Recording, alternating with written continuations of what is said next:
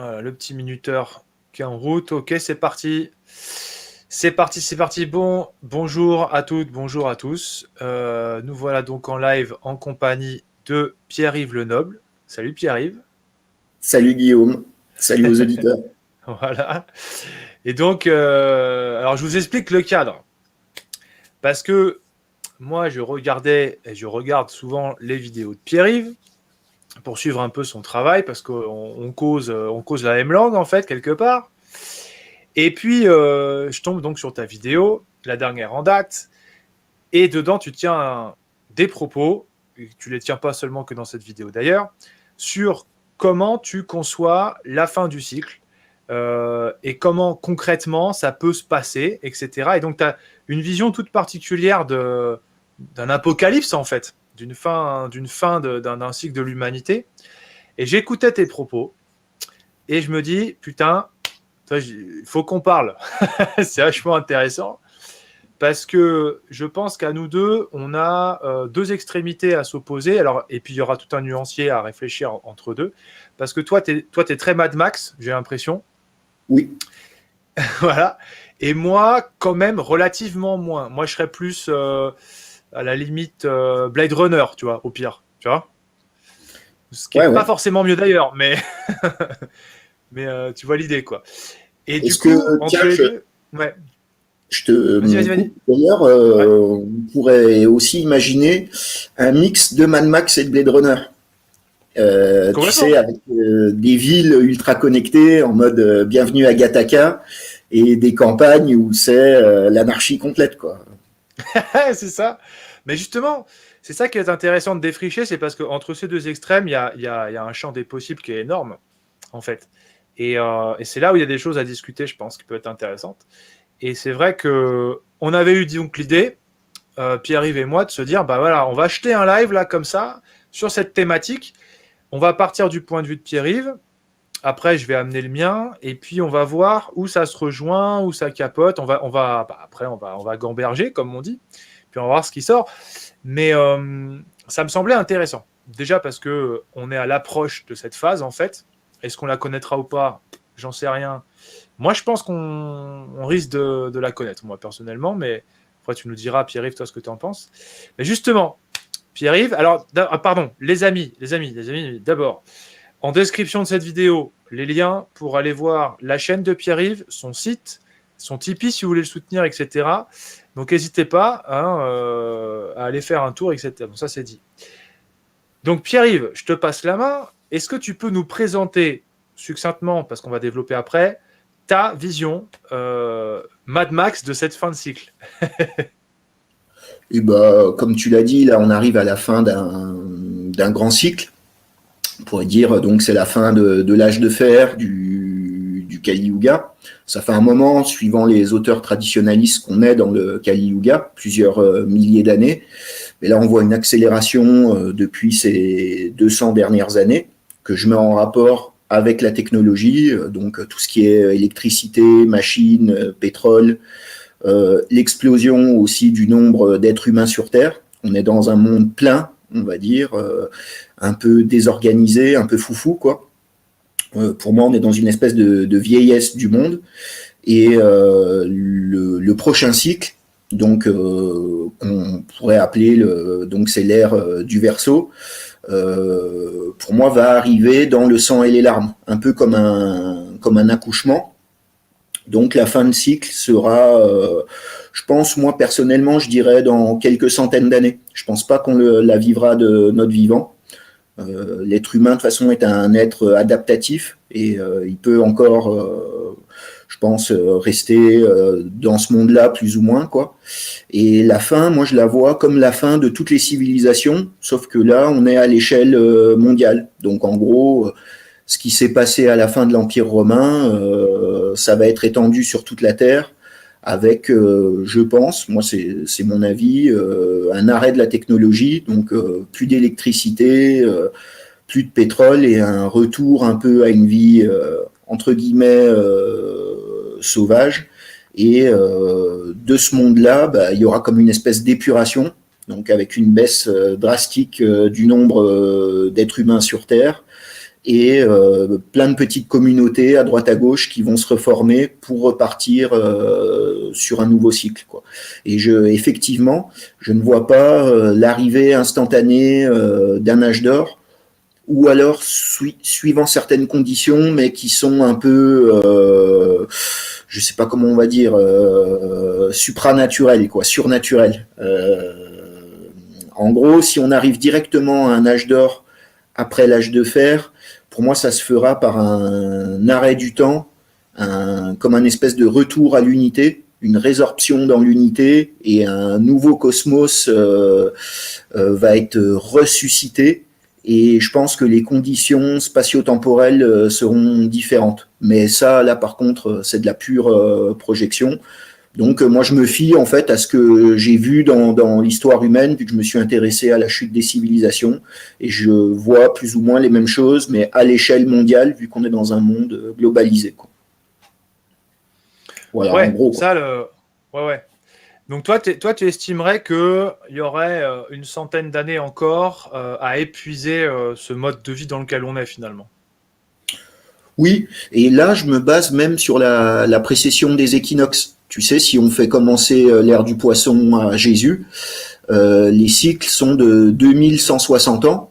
Donc, en gros, vers 2150, 2160, on devrait passer à l'âge du Verseau, et donc il reste encore 100, 150 ans d'âge des poissons et de Kali Yuga, quoi. D'accord. Bah ça, justement, ça m'intéresse comme point de vue parce que c'est vrai qu'il y a... C'est ce que je disais souvent quand je forme les gens à l'astro, c'est-à-dire qu'il y a l'astrologie, on va dire, pragmatique et rationnelle qui se base sur des calculs, et il y a une astrologie qui aussi tient compte des phénomènes symboliques qui proviennent même de l'interprétation du modèle. Ce qui d'ailleurs peut être mis en relation avec ce que Guénon appelait les signes des temps. Parce que pour moi, quand je vois la mécanique du monde actuellement, alors là je me place du point de vue de l'astrologue symboliste, hein, vraiment, bah on est déjà en train de rentrer dans l'ère du Verseau en fait. Alors après, on y rentre comme je pense dans toute nouvelle ère, c'est-à-dire dans ce qu'on appelle les conjonctions en astrologie, c'est-à-dire que c'est le pire et le meilleur en même temps. Tu vois ? Oui, oui. Et Un truc aussi, il faudrait peut-être aussi séparer les conditions terrestres, donc le monde de la matière, du monde de l'esprit. Car je pense que les cycles, âge d'or, âge d'argent, âge d'airain, âge de fer, c'est aussi des états d'être individuels. Donc ça rejoint ce que tu dis. Il y a sûrement des gens, entre guillemets, qui sont à l'âge d'or ou qui sont remontés à l'âge d'airain dans leur intériorité. ouais. Mais extérieurement, par contre, moi, je suis peut-être moins optimiste que toi. Moi, je vois pas beaucoup de signes encourageants ou qui montreraient un début d'un renouveau, quoi. Ah bah je pense pas qu'on soit dans le renouveau là, à proprement parler. Par contre, je pense qu'on est vraiment dans la fin. Et cette fin, comme tu l'as toi-même dit, on voit que beaucoup d'événements s'accélèrent, que ce soit sur le plan sociétal ou même environnemental, parce que un des signes, pour moi en tout cas, c'est aussi le comportement de la planète. C'est-à-dire comment elle se rééquilibre au vu de tout ça. Et pour moi, ça fait déjà un moment qu'on a entamé une transition en fait. Alors après, on sait que moi j'aime beaucoup le modèle de Platon dans La République, c'est l'anacyclose. Oui, moi Et aussi. ouais, et c'est vrai que ce qui me permet de penser ça, c'est l'avènement de la tyrannie. Pour moi, la tyrannie, elle est là, elle est présente, elle s'instaure. Les tyrans se sont mis en position, chacun dans leur pays respectif, on va dire. Ils ont donc volé le pouvoir, parce que c'est le propre du tyran, c'est que le pouvoir, il est obligé de le prendre, parce qu'il est évidemment pas légitime, parce que les gens, dans leur fort intérieur, de toute façon, ils sentent qu'il y a quelque chose de contre-naturel. Donc il est obligé de voler le pouvoir, le mec. Donc nous, on a un petit Macron, là, Trump, etc., tout ça. Pour moi, ce sont des tyrans, ces gens-là, hein, qui gouvernent. Plus l'équipe qui est cachée derrière et qui tire les ficelles, on va dire. Donc pour moi, si on considère que la tyrannie se met en place, est en train de s'émanciper, parce que quelque part, le projet politique actuel, qu'on appelle Nouvel Ordre Mondial ou quoi que ce soit, c'est un projet tyrannique. On est donc rentré clairement dans cette fin de cycle, et on sait que la tyrannie ne dure pas longtemps. Et moi, personnellement, je la vois pas durer 100 ans, tu vois. Peut-être, parce que là, pour le coup, je suis assez d'accord avec toi. Effectivement, on est passé des ères. Moi, j'aime bien aussi, tu sais, la loi de régression des castes, que Ouais, c'est des ouais, bien sûr, castes ouais. toujours plus inférieures qui prennent le pouvoir. Et là, on est dans le règne de la cinquième caste. Après les ères démocratiques, entre guillemets, quoi, mais Mhm, mhm. tu vois, des républiques, de la laïcité, tout ça, là, on sent qu'on arrive vers une tyrannie.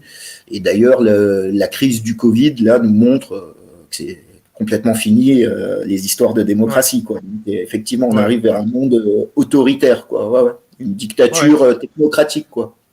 Ouais, technocratique, tout à fait. C'est le mot, technocratique. Parce que justement, moi, alors, contrairement à comment toi tu vois la chose, moi je suis pas certain qu'on passe, alors, une phase d'effondrement avec des problématiques, des pénuries de bouffe, des problèmes environnementaux, des problèmes technologiques, etc. Ça, je pense qu'on va pas y couper, ne serait-ce que parce que la planète, si elle se remet à bouger, on le voit, ça a déjà commencé d'ailleurs, ça pose des soucis assez importants. Maintenant, de là à ce que ça effondre entièrement les systèmes mis en place et que les humains se retrouvent entre guillemets en mode Mad Max, c'est-à-dire, comme tu dis, dispatchés comme ça dans des espèces de clans ou quoi, je sais pas trop. Le retour au nomadisme, j'ai envie de te dire, ouais. Par contre, je sais pas si ce sera dans ces conditions-là, moi. Je suis pas forcément certain. Je me demande si, comme tu l'as dit, va pas rester des espèces de grandes mégalopoles ultra connectées. Et puis, à l'extérieur de ces mégalopoles, on peut considérer qu'il y aura des communautés qui seront revenues au nomadisme et qui vont tenter de trouver leur chemin entre technologie et nature, quoi. Je sais pas si tu vois ce que je veux dire. Si, si, je vois bien ce que tu veux dire. Moi, j'ai vraiment l'impression que il y aura plus de technologie. C'est-à-dire que le nouvel âge d'or se refera dans des petits clans, mais en fait un petit peu comme il y a toujours eu en fait. C'est-à-dire que jusqu'à 1750, les gens se déplaçaient en calèche, s'éclairaient avec des bougies, faisaient des maisons en pierre, en bois, et ça sera la fin, moi pour moi, des portables, la fin du plastique, la fin du divertissement, et Ouais, sans revenir à l'état sauvage, on gardera quand même des choses de l'ancien cycle, notamment la tradition, tu vois, certaines vérités métaphysiques, peut-être certaines langues, enfin tu vois, des choses typiquement humaines, mais toutes les prothèses extérieures, ça va se, même j'allais dire presque les gens vont les rejeter en fait, ah oui, instinctivement les ouais. rejeter. Tu penses ça, toi. Ouais, ouais. Ouais. C'est pas impossible qu'il y ait une forme de rejet, en tout cas sur l'aspect béquille que la technologie apporte. Ça, c'est pas exclu, ça. Et c'est d'ailleurs peut-être même déjà le cas chez certains, hein. C'est vrai que, bon, j'allais me prendre comme exemple. En fait, je suis un exemple à la con parce que la technologie, c'est pas hyper mon truc, même si j'y trouve une certaine utilité. Mais je vois chez certains, bah, tu vois, par exemple, on va faire une caricature, mais le jeune bobo parisien, tu vois, qui a grandi dans son école de commerce, qui a été ultra connecté pendant, je sais pas, moi, 10, 15 ans, et qui d'un seul coup se dit, putain, je me casse en Normandie, j'achète un corps de ferme et je me fais un putain de gros potager, je vis en communauté avec des potes, je loue mon terrain pour faire du camping, etc. Tu vois, il y a ça aussi qui est en train de se passer. Donc, quelque part, est-ce que c'est pas déjà en train de se mettre en route, ce rejet là dont tu parles? Moi, je pense que si, mais à un tout petit nombre, en fait. Les grands Ouais. nombres veulent, presque, j'allais dire, encore plus de technologie. Et dans ta vision, si on gardait un peu de technologie, il faut pas oublier qu'il y a aussi des technologies destructrices. Donc on en revient toujours à qui détient la technologie, tu vois. Il y aura encore des armes dans ce monde un peu Mad Max. Donc, tu vois, et comme je le dis dans la dernière émission, il suffit d'un connard avec un fusil mitrailleur, avec 20 personnes ou 10 personnes de bonne volonté non armées. Tu vois ce que je veux dire? C'est-à-dire qu'il y a une puissance qui est vraiment trop développée, quoi. Et pour moi, ça peut que, entre guillemets, exploser, quoi. Ça, c'est très intéressant comme point de vue et ça va nous faire faire un petit détour, entre guillemets, mais pas tant que ça, c'est-à-dire un petit détour sur la violence. Et la perception de la violence chez les modernes, leur capacité à y faire front, à eux-mêmes d'ailleurs se dire que l'employé peut être une stratégie, une solution temporaire à un moment T, si jamais, tu vois. Parce que moi, je crois que la transition ne pourra pas se faire, de toute façon, dans le calme, ça c'est sûr et certain. Et je pense que dans cette transition, il va falloir raviver cette capacité à être violent. Pas être violent par plaisir, tu vois ce que je veux dire? Mais être violent par nécessité. C'est-à-dire qu'à un moment donné, pour remettre droit quelque chose qui est tordu, faut y aller comme un bourrin quand même. Tu vois, pour remettre droit une barre, t'as intérêt à cogner dessus sévère pour que ça se remette comme il faut. Tu vois ce que je veux dire? Qu'est-ce que t'en penses de ça, toi, cette question de la violence dans ce contexte-là, là, de fin de cycle? Ouais, je pense ça sera la nécessité. Euh, C'est-à-dire que tu vois, quand t'as plus d'État, quand t'as plus de supermarché, Quand il n'y a plus papa et maman, quoi.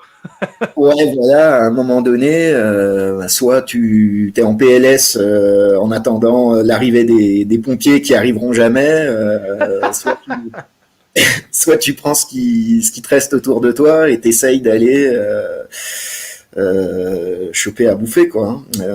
Et souvent, les gens, j'avais vu ça, donc c'était dans des collapsologues qui parlaient de ça, que quand il y a des grands cataclysmes, tu sais, comme il y a eu à Haïti ou à la Nouvelle-Orléans, il y a une très forte solidarité pendant les premiers jours, pendant les premiers Ouais, temps, ouais, et à partir d'un moment où il y a vraiment plus rien, ça part en vrille, quoi. Et ouais. ça devient le tous contre tous, quoi. C'est-à-dire que la solidarité humaine, ça va un temps jusqu'au moment où, j'allais dire, la violence et la lutte pour la survie reprend son droit, quoi.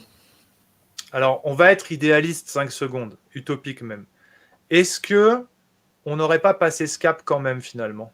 Est-ce que du coup, on ne serait pas capable, même si on est une minorité, est-ce qu'on ne serait pas capable de directement passer à des stratégies plus coopérantes, etc., et sans retomber dans cette animalité, quelque part, qu'on est tous amenés à devoir dépasser si on évolue spirituellement aussi, d'ailleurs, finalement. Euh, je vois ce que tu veux dire. Moi, j'y crois pas parce que je pense Moi que non c'est plus, hein, juste. je te pose la question, mais je crois Ouais, pas non plus. en fait, je pense que c'est pour ça que je suis traditionnaliste. Pour moi, il n'y a que une tradition, une idée supra-individuelle qui dépasse les individus, un horizon commun qui permet aux communautés de durer longtemps en fait. Sinon, ça serait des motifs matériels et l'égoïsme individuel et la dissension arriveraient très vite quoi. Donc, et je sais pas comment on reforme une tradition en fait. Donc, tu vois, pour moi, ça vient du haut vers le bas. C'est des révélations qui amènent une tradition. Et quand les hommes sont livrés à eux-mêmes, ça part en tous contre tous, quoi, pour moi. Quoi. Mais alors, il y a un truc qui me vient à l'esprit, c'est-à-dire que dans cette logique de tous contre tous, etc., dans un monde, alors là je vais être un peu barbare, un peu violent, je sais pas, mais dans un monde où en fait 95% de l'humanité est faible, sont des faibles les humains aujourd'hui, tu vois ce que je veux dire? Surtout en Occident, tu vois, Oui, oui. je vois pas le tous contre tous. Alors c'est tous contre tous sur Twitter ou c'est, tu vois ce que je veux dire, c'est comment ça peut, parce que si tu prends le monde occidental, on va même centrer, on va juste centrer sur l'Europe, hein, par exemple. Centrons juste les choses sur l'Europe.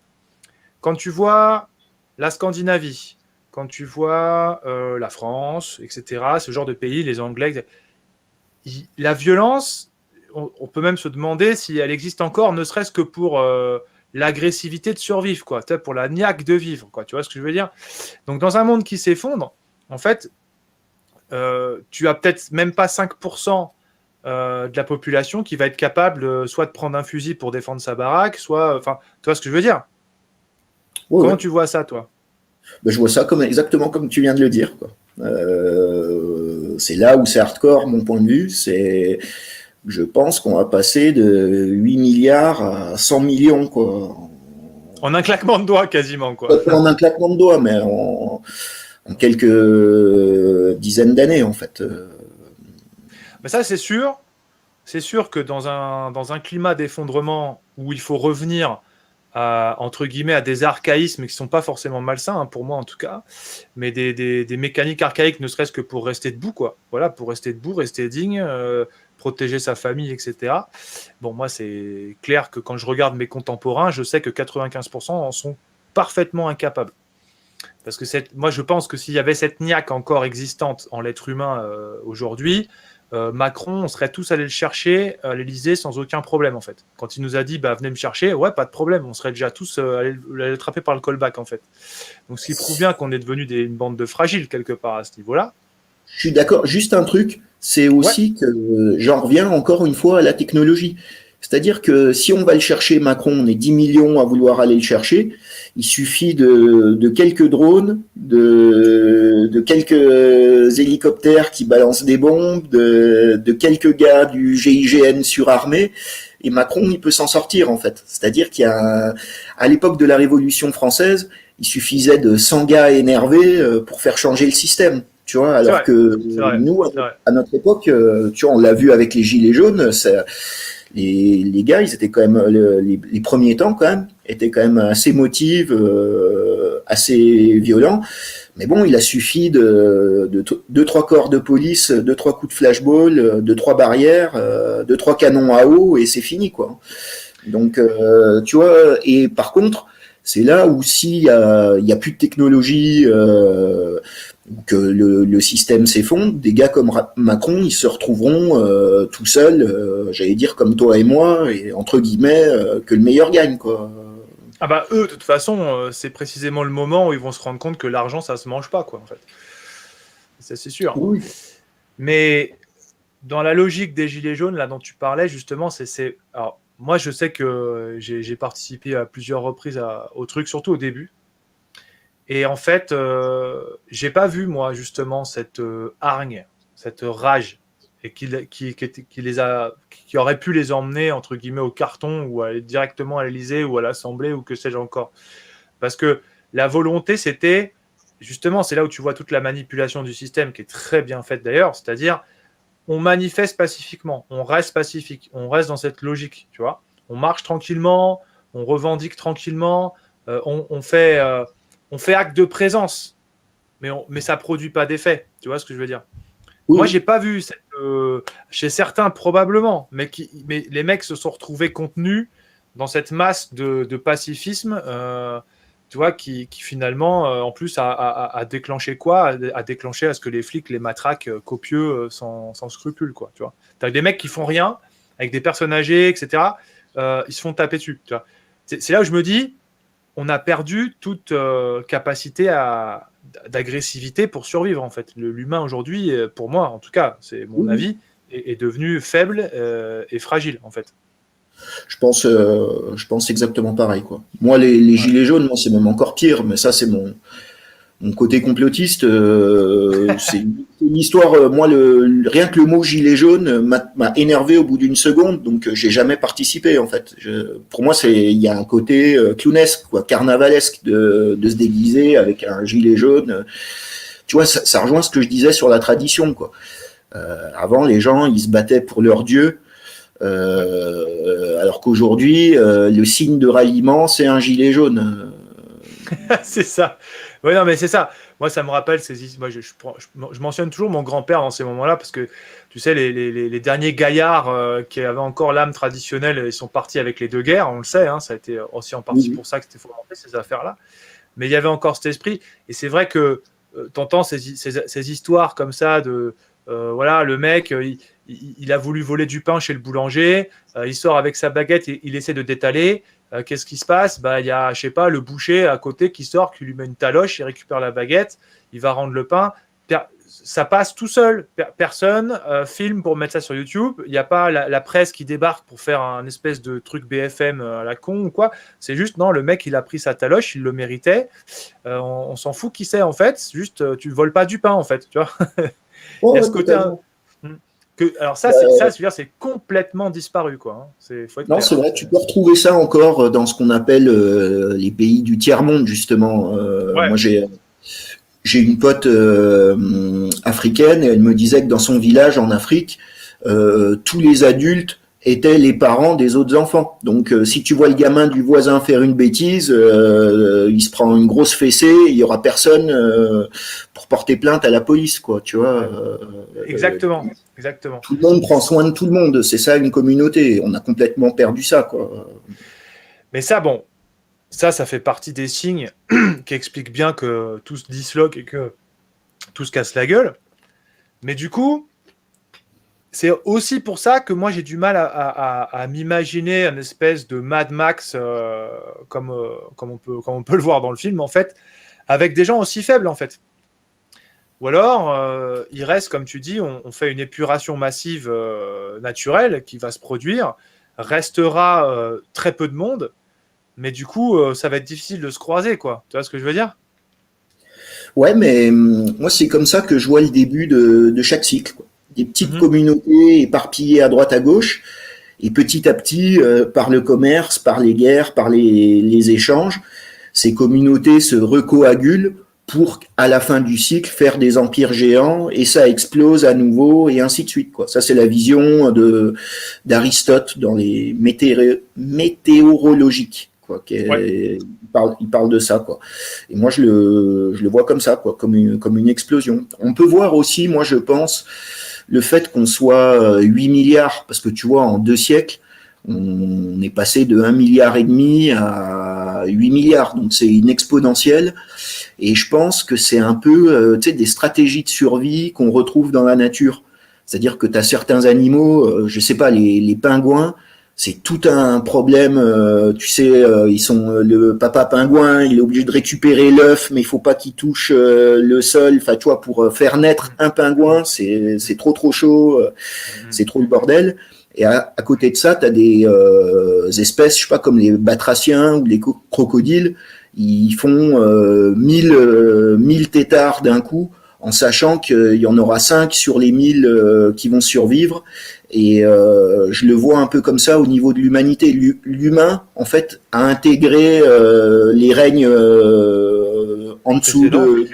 de lui, et donc on peut adopter des stratégies qu'on va retrouver un peu partout dans la nature. Ouais, c'est Et je sûr. pense que le fait qu'il y ait une explosion de la natalité depuis et des êtres humains sur Terre, du nombre d'êtres humains sur Terre, c'est aussi pour préparer un prochain cycle où only the strong survive.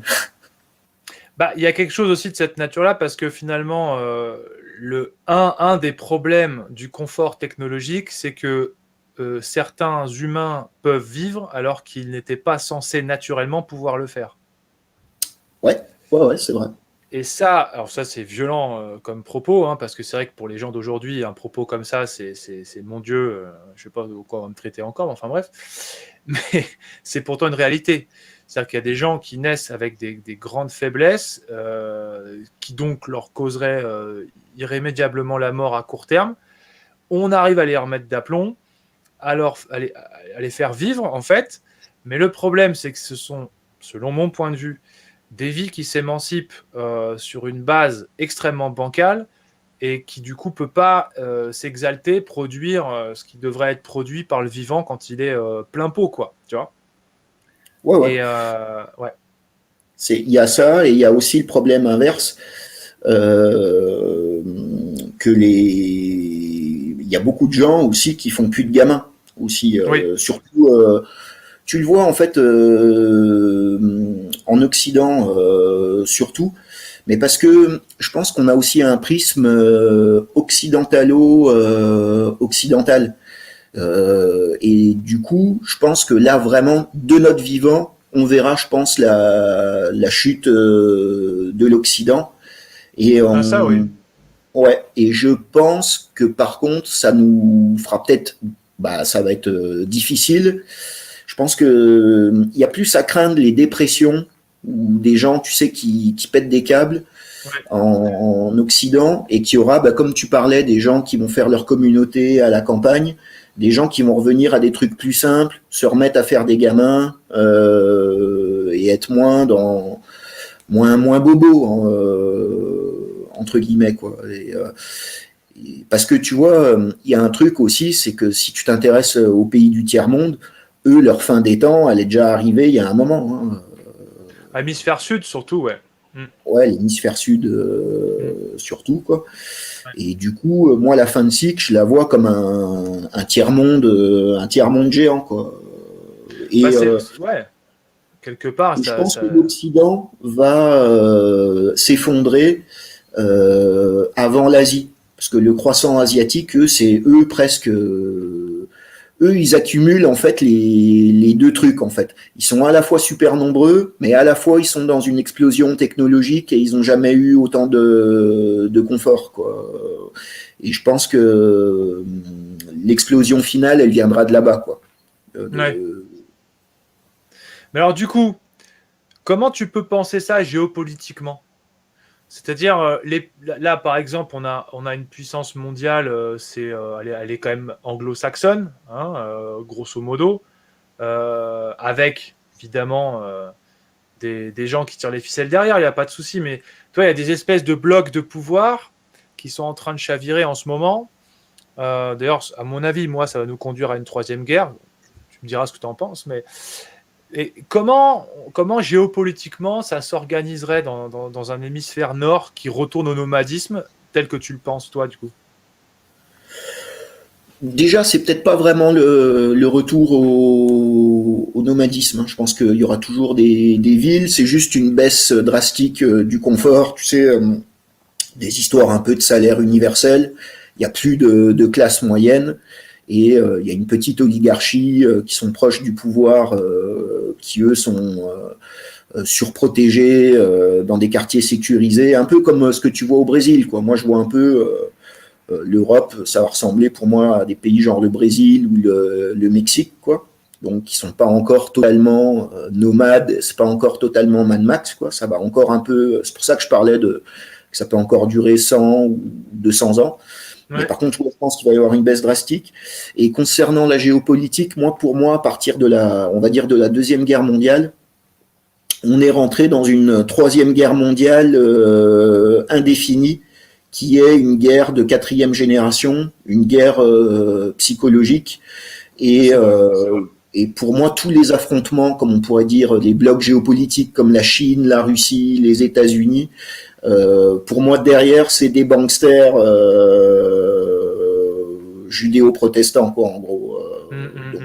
Du coup, en gros, c'est un peu du cinéma pour moi, la géopolitique, quoi. Parce que nos dirigeants visibles sont juste des marionnettes, et je pense que c'est pareil en Chine, et c'est des gros intérêts financiers, bancaires, industriels, pharmaceutiques, et ils sont organisés comme je sais pas l'OMS, l'ONU, en grande organisation mondialiste, et c'est eux vraiment qui dictent leur loi, quoi.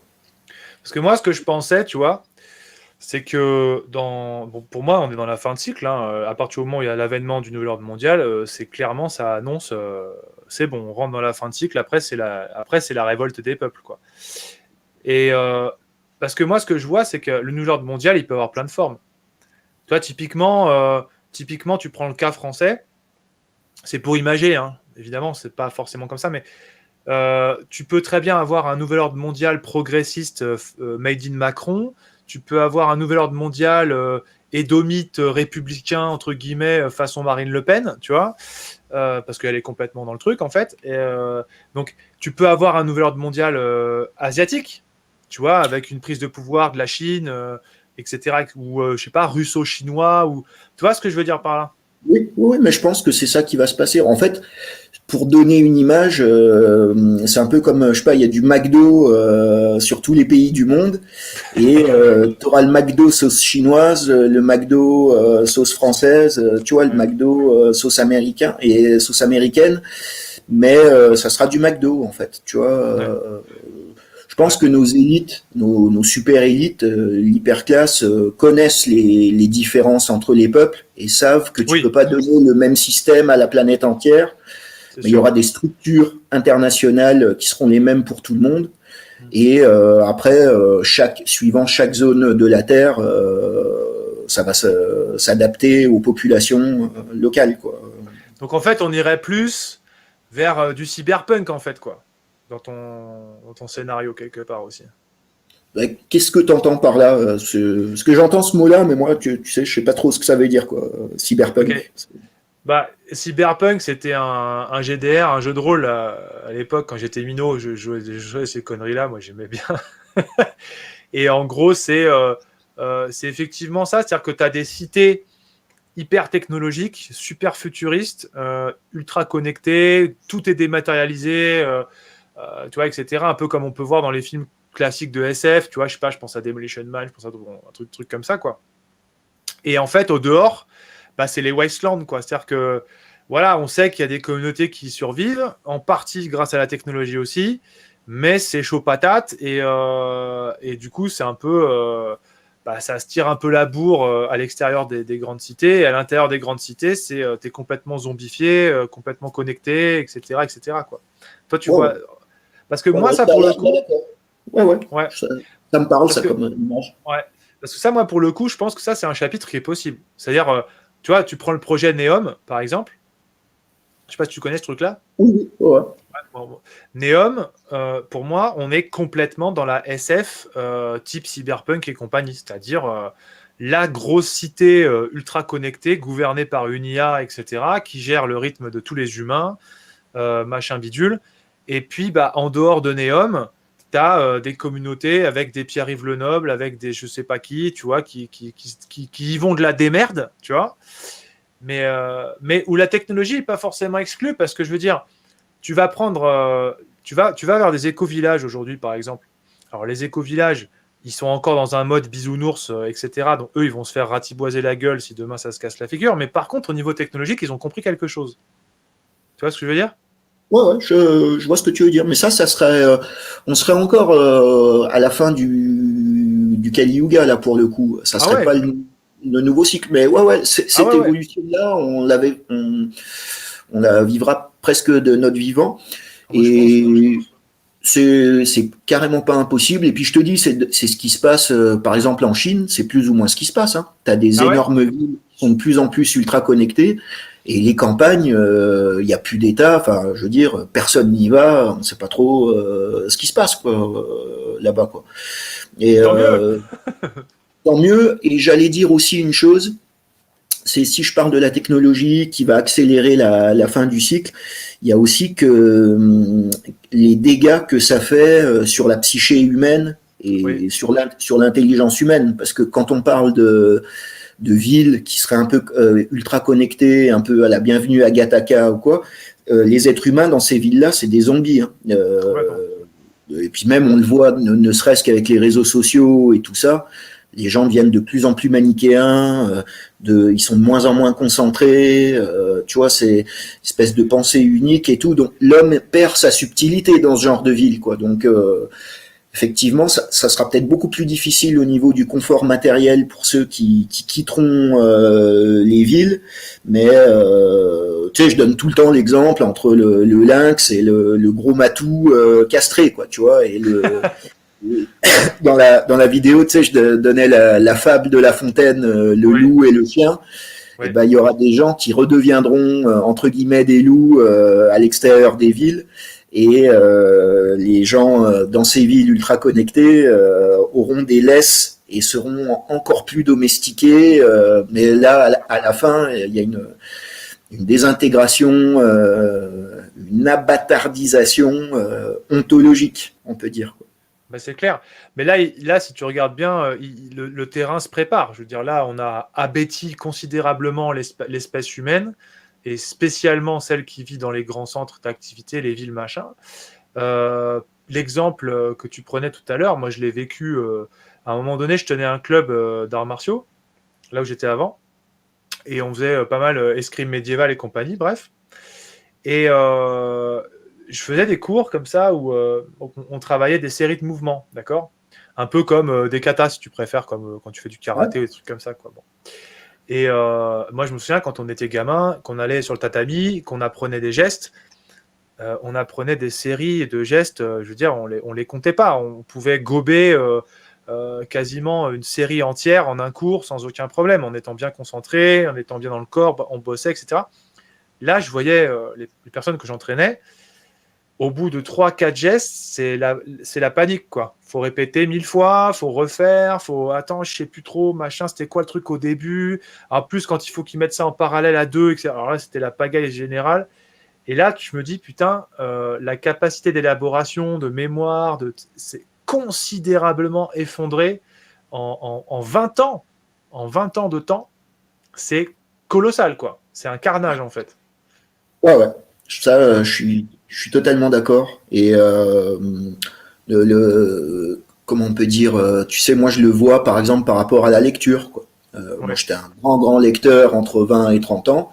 Aujourd'hui, j'ai l'impression que j'ai même plus les capacités neurologiques pour ingurgiter, enfin me rappeler des trucs. J'ai des trous de mémoire et tout. Tu vois, C'est la euh, quarantaine, Pierre-Yves. c'est Je te c'est pas, taquine. c'est pas impossible, c'est pas impossible. Mais Non, non, je te taquine. Mais oui, je justement, c'est comprends. Ouais. intéressant parce que tu peux voir aussi, moi j'aime bien, tu sais, comparer le collectif au particulier.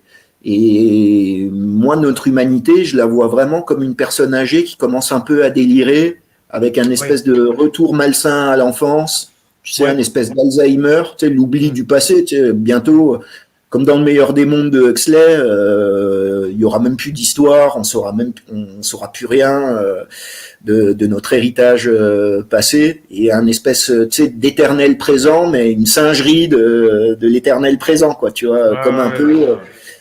quelqu'un qui a Alzheimer, un peu le principe le syndrome du poisson rouge, quoi. Ouais, ouais, ouais, complètement. Ouais, ça, c'est pas. Ça, pour moi, ouais, on est déjà rentré dans cet épisode-là. Les gens, l'humanité, globalement, si on la prend dans sa masse comme ça, elle est complètement comme ça, quoi. Ça, c'est clair et net. Mais alors, du coup, donc on voit bien qu'il y a une phase, en fait, donc on peut considérer que, pour reprendre Platon, que sortir de la tyrannie, c'est effondrer définitivement le système. Donc plus de gouvernants, plus de système, en fait. Oui, oui, oui, une sorte, c'est ça la véritable anarchie, c'est-à-dire que le tous contre tous, c'est la véritable anarchie, mais à partir d'un moment, c'est on refonde des communautés, donc à taille restreinte, et chaque membre de la communauté a un rôle particulier à jouer, donc effectivement. Et là, tu remets sur pied la tradition, en fait, hein, quand tu fais ça. Hein. Oui, oui, oui, mais le truc, c'est que par contre, je pense qu'il faut quand même une croyance collective. Et tu vois, tu parlais des éco-villages et tout. Finalement, ils n'ont pas de projet. Enfin, souvent d'ailleurs, dans ce genre de petites structures, ça part souvent en vrille, en fait. Tout le temps. Tout le Ouais, temps. tout le temps Tout le pour temps. des histoires de matière, des Ouais. histoires de femmes, des trucs comme ça. Donc, tu vois, la tradition, généralement, moi, en fait, pour donner vraiment mon avis, je pense que dans cette phase de cataclysme, il y aura des hommes forts qui vont survivre, protéger des petites communautés autour d'eux qui leur permettront d'avoir une base. Et ce qui ramènera la tradition, c'est exactement comme à la fin de l'Empire romain, c'est des gens, peut-être comme toi et moi, j'en sais rien, qui au bout d'un moment vont finir dans une grotte à lécher des cailloux et ces gars-là, au bout d'un moment, les hommes forts se prosterneront devant ces gars-là qui auront reçu dans leur grotte une révélation et qui permettra là de refonder une véritable tradition, quoi. Hmm. Ah, c'est pas. Oui, c'est possible. Bon, l'homme fort, comme tu le décris, ça, c'est en fait, c'est le retour des dominants au sens naturel du terme et pas au sens idéologique. Parce que moi, je sais que très tôt, quand je rentrais dans la vingtaine et que j'explorais un petit peu toutes ces questions-là, je me suis dit en fait que à partir du moment où il suffit de regarder ceux qui nous gouvernent pour comprendre dans quelle panade on est. C'est-à-dire que euh, pour moi, un chef, il a forcément certaines valeurs, etc. Mais il y a déjà une capacité à être dominant de manière parfaitement naturelle.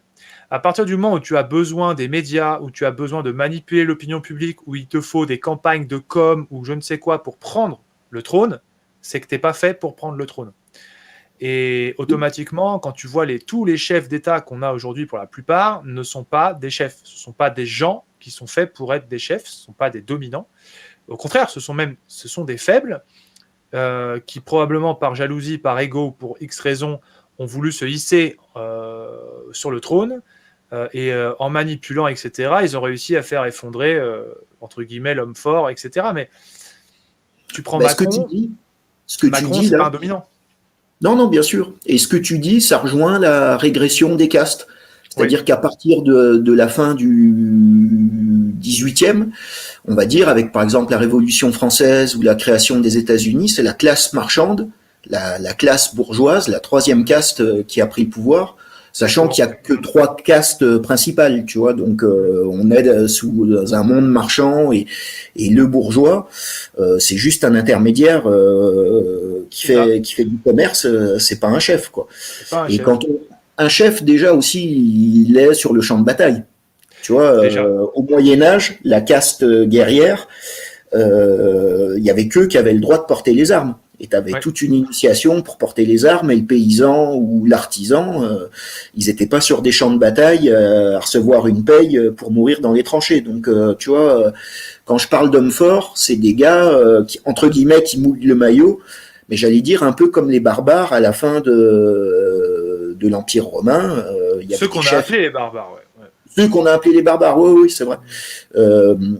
Mais c'était des hordes de chevelus, et les chefs qui étaient sur le champ de bataille, c'est ceux qui ont donné les comtes, les ducs et les rois du cycle d'après, quoi. Mais sur Terre, effectivement, l'homme, c'est pas que un gros bourrin, c'est pas non plus la loi du plus fort. Je pense que c'est la loi du plus sage et du plus intelligent, qui sait justement canaliser ces grosses brutes pour leur donner une vision du monde commune viable, quoi. Ah ben moi, je pense que c'est la loi des plus adaptés, en fait. Oui, je pense aussi. C'est les plus adaptés qui survivent. C'est pas forcément les plus forts. Parce que justement, le gros bourrin que tu caricatures, qui a la capacité d'aller au charbon, s'il y va comme un couillon et qu'il y laisse sa peau, bah finalement, est-ce que c'est adapté? On peut se poser la question, quoi. Tu vois. Mais c'est pour ça qu'il y a...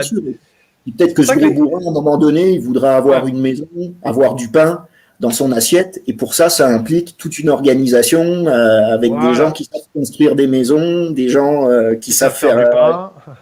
Qui savent faire du pain, et bien sûr. C'est ça. Mais c'est là où tu vois justement le retour de la tradition, c'est quand tous commencent à se réorganiser sous ce truc-là. Et c'est vrai que, comme tu le dis justement, c'est pour ça que moi, j'ai jamais pu... J'ai visité déjà des communautés dites alternatives ou tu vois, éco-villages, machin. J'ai jamais pu adhérer parce que il y a cette philosophie, tu sais, complètement horizontale. Tu vois, il n'y a pas de chef, on est tous ensemble, c'est super sympa, machin. Et moi, je dis, ouais, mais non, mais ça marche pas, en fait. C'est-à-dire qu'à un moment donné, dans la nature, tout se hiérarchise parfaitement naturellement, par nature de chacun. Chacun trouve des positions, des rôles, des machins. Et après, ça s'horizontalise en ce sens où on met tout ça pour le bien commun. On partage tout ça sur un même pied d'égalité, certes, mais il y a une structure. Alors là, dès que tu dis ça, oui, mais non, ça va pas, parce que forcément, un chef implique pour eux de l'ego, etc. Or, prendre le rôle du leader, c'est pas avoir un ego démesuré. On le fait parce qu'on peut le faire et parce qu'on sait le faire. C'est pas confortable d'être chef. C'est ça que les gens comprennent pas. C'est exactement ce que j'allais dire. Quand tu regardes les mondes traditionnels, des fois, vaut mieux être un petit paysan tranquille dans son coin qu'un roi de France ou qu'un duc qui va faire les croisades et qui a plein de choses à gérer. Sans parler, tu sais, des genres de l'empereur chinois, tu sais, sa vie, elle est complètement réglée, le gars, il fait pas du tout ce qu'il veut, enfin, non, c'est pas facile d'être chef, justement.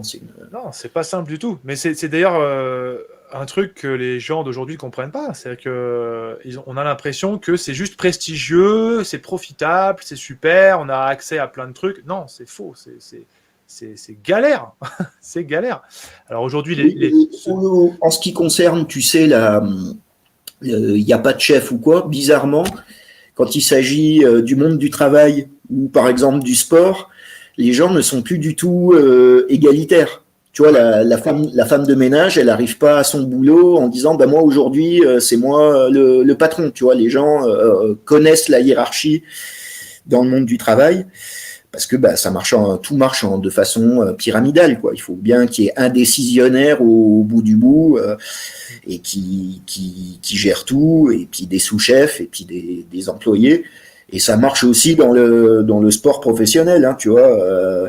À la fin de l'année, tu as le classement du Ballon d'Or, il y a un Ballon d'Or, 10 prétendants, et ensuite tu as tous les joueurs de foot qui savent qu'ils seront jamais Ballon d'Or, tu vois. Tout est hiérarchique en fait sur Terre, quoi. Mais c'est normal, c'est parfaitement naturel, mais c'est ça l'ordre naturel en fait. C'est que si chacun écoute sa nature, tout se met en place parfaitement normalement, avec toutes les imperfections qui créent du mouvement et qui créent le vivant, mais tout se met à sa bonne place automatiquement. C'est vrai que là, ce qui conduit les gens à la chute de ce monde-là, c'est justement que tout le monde voudrait avoir cette même place unique, c'est-à-dire aimez-moi, je suis connu. Tu sais, c'est un peu l'existentialisme, l'idéologie existentialiste, quoi. Tu vois, genre, je veux être, regardez, moi aussi je suis là, moi aussi. Oui, mais on s'en fout, on est tous là, en fait, dans ce sens-là. Tu vois, on existe, on est vivant. Bon, maintenant, qu'est-ce que tu fais pour que tout fonctionne convenablement, on va dire, quoi. C'est là où il n'y a pas de réponse à cette question-là dans ce monde moderne. Il n'y en a pas. Non, c'est vrai, ça me rappelle une phrase de Evola qui se moquait un peu des royalistes de son époque, quoi. Et il disait que de toute façon, on reviendra pas à une monarchie, par exemple, de droit divin, parce qu'il n'y a plus de roi, il n'y a plus d'êtres humains qui méritent d'être rois, en fait. On est tous devenus, justement, c'est entre guillemets, des marchands, des fragiles, et il faudra que ça reparte. Et pour moi, ça peut repartir que, tu sais, c'est un peu la vision, entre guillemets, ordo ab chaos. Ça marche un peu comme ça dans la nature, quoi. C'est que chaque phase de transition entre deux cycles se passe dans le chaos et dans l'oubli aussi. C'est ce que Guénon appelait des barrières historiques. C'est-à-dire qu'il y a des périodes où entre deux cycles, on revient à une phase presque de chaos primordial, un petit peu comme par exemple quand on passe de l'enfance à l'âge adulte, il y a la période de l'adolescence où on est un grand enfant, un jeune adulte, tu vois, il y a... Ouais, c'est un peu le bordel, quoi. Ouais, c'est un peu le bordel, les hormones, les machins, et au bout d'un moment, tu deviens vraiment adulte, quoi, tu vois. Et ça passe normalement souvent par des épreuves. Avant, il y avait le service militaire ou le bac, tout ça, ça a perdu toute. Avant, il y avait le rite de passage, tu sais, dans les sociétés tribales. Voilà, j'allais y venir, mais t'as raison. Ouais, c'est ça, les rites de passage. Ouais. C'était pour vraiment marquer, même le rite de passage. Moi, je sais que je trouve ça important parce que ça marque le psychisme. Ça lui permet vraiment de sentir qu'il y a un cap qui est passé et qu'on ne reviendra pas à avant aussi, tu vois. C'est-à-dire qu'on on va conserver le bon d'avant, mais par contre, avant, c'est fini. C'est que maintenant, on prend ses responsabilités, on devient un homme ou une femme, et il y a des choses qui viennent avec, et on doit prendre ça dans sa main et dire, OK, maintenant, c'est à mon tour de faire tenir la baraque, en gros, quoi. Et c'est vrai que ça, c'est complètement perdu. Moi, je sais que déjà, moi, de la manière dont j'ai été éduqué par ce qu'on caricature comme les boomers, comme on dit, tu vois. Oui. Mais quelque part, c'est ça. C'est évidemment, mes parents sont ce qu'ils sont, ils ont fait ce qu'ils ont fait. Bon, bah, c'est comme ça, c'est la vie. Mais de fait, l'irresponsabilité, je la vois complètement, quoi. Le nombre de parents divorcés qu'on a vu arriver dans ces années-là, tu sais, 70, 80, 80, 90, n'en parlons même pas. C'est s'en fout, quoi. Tu vois, et ça, pour moi, c'est catastrophique.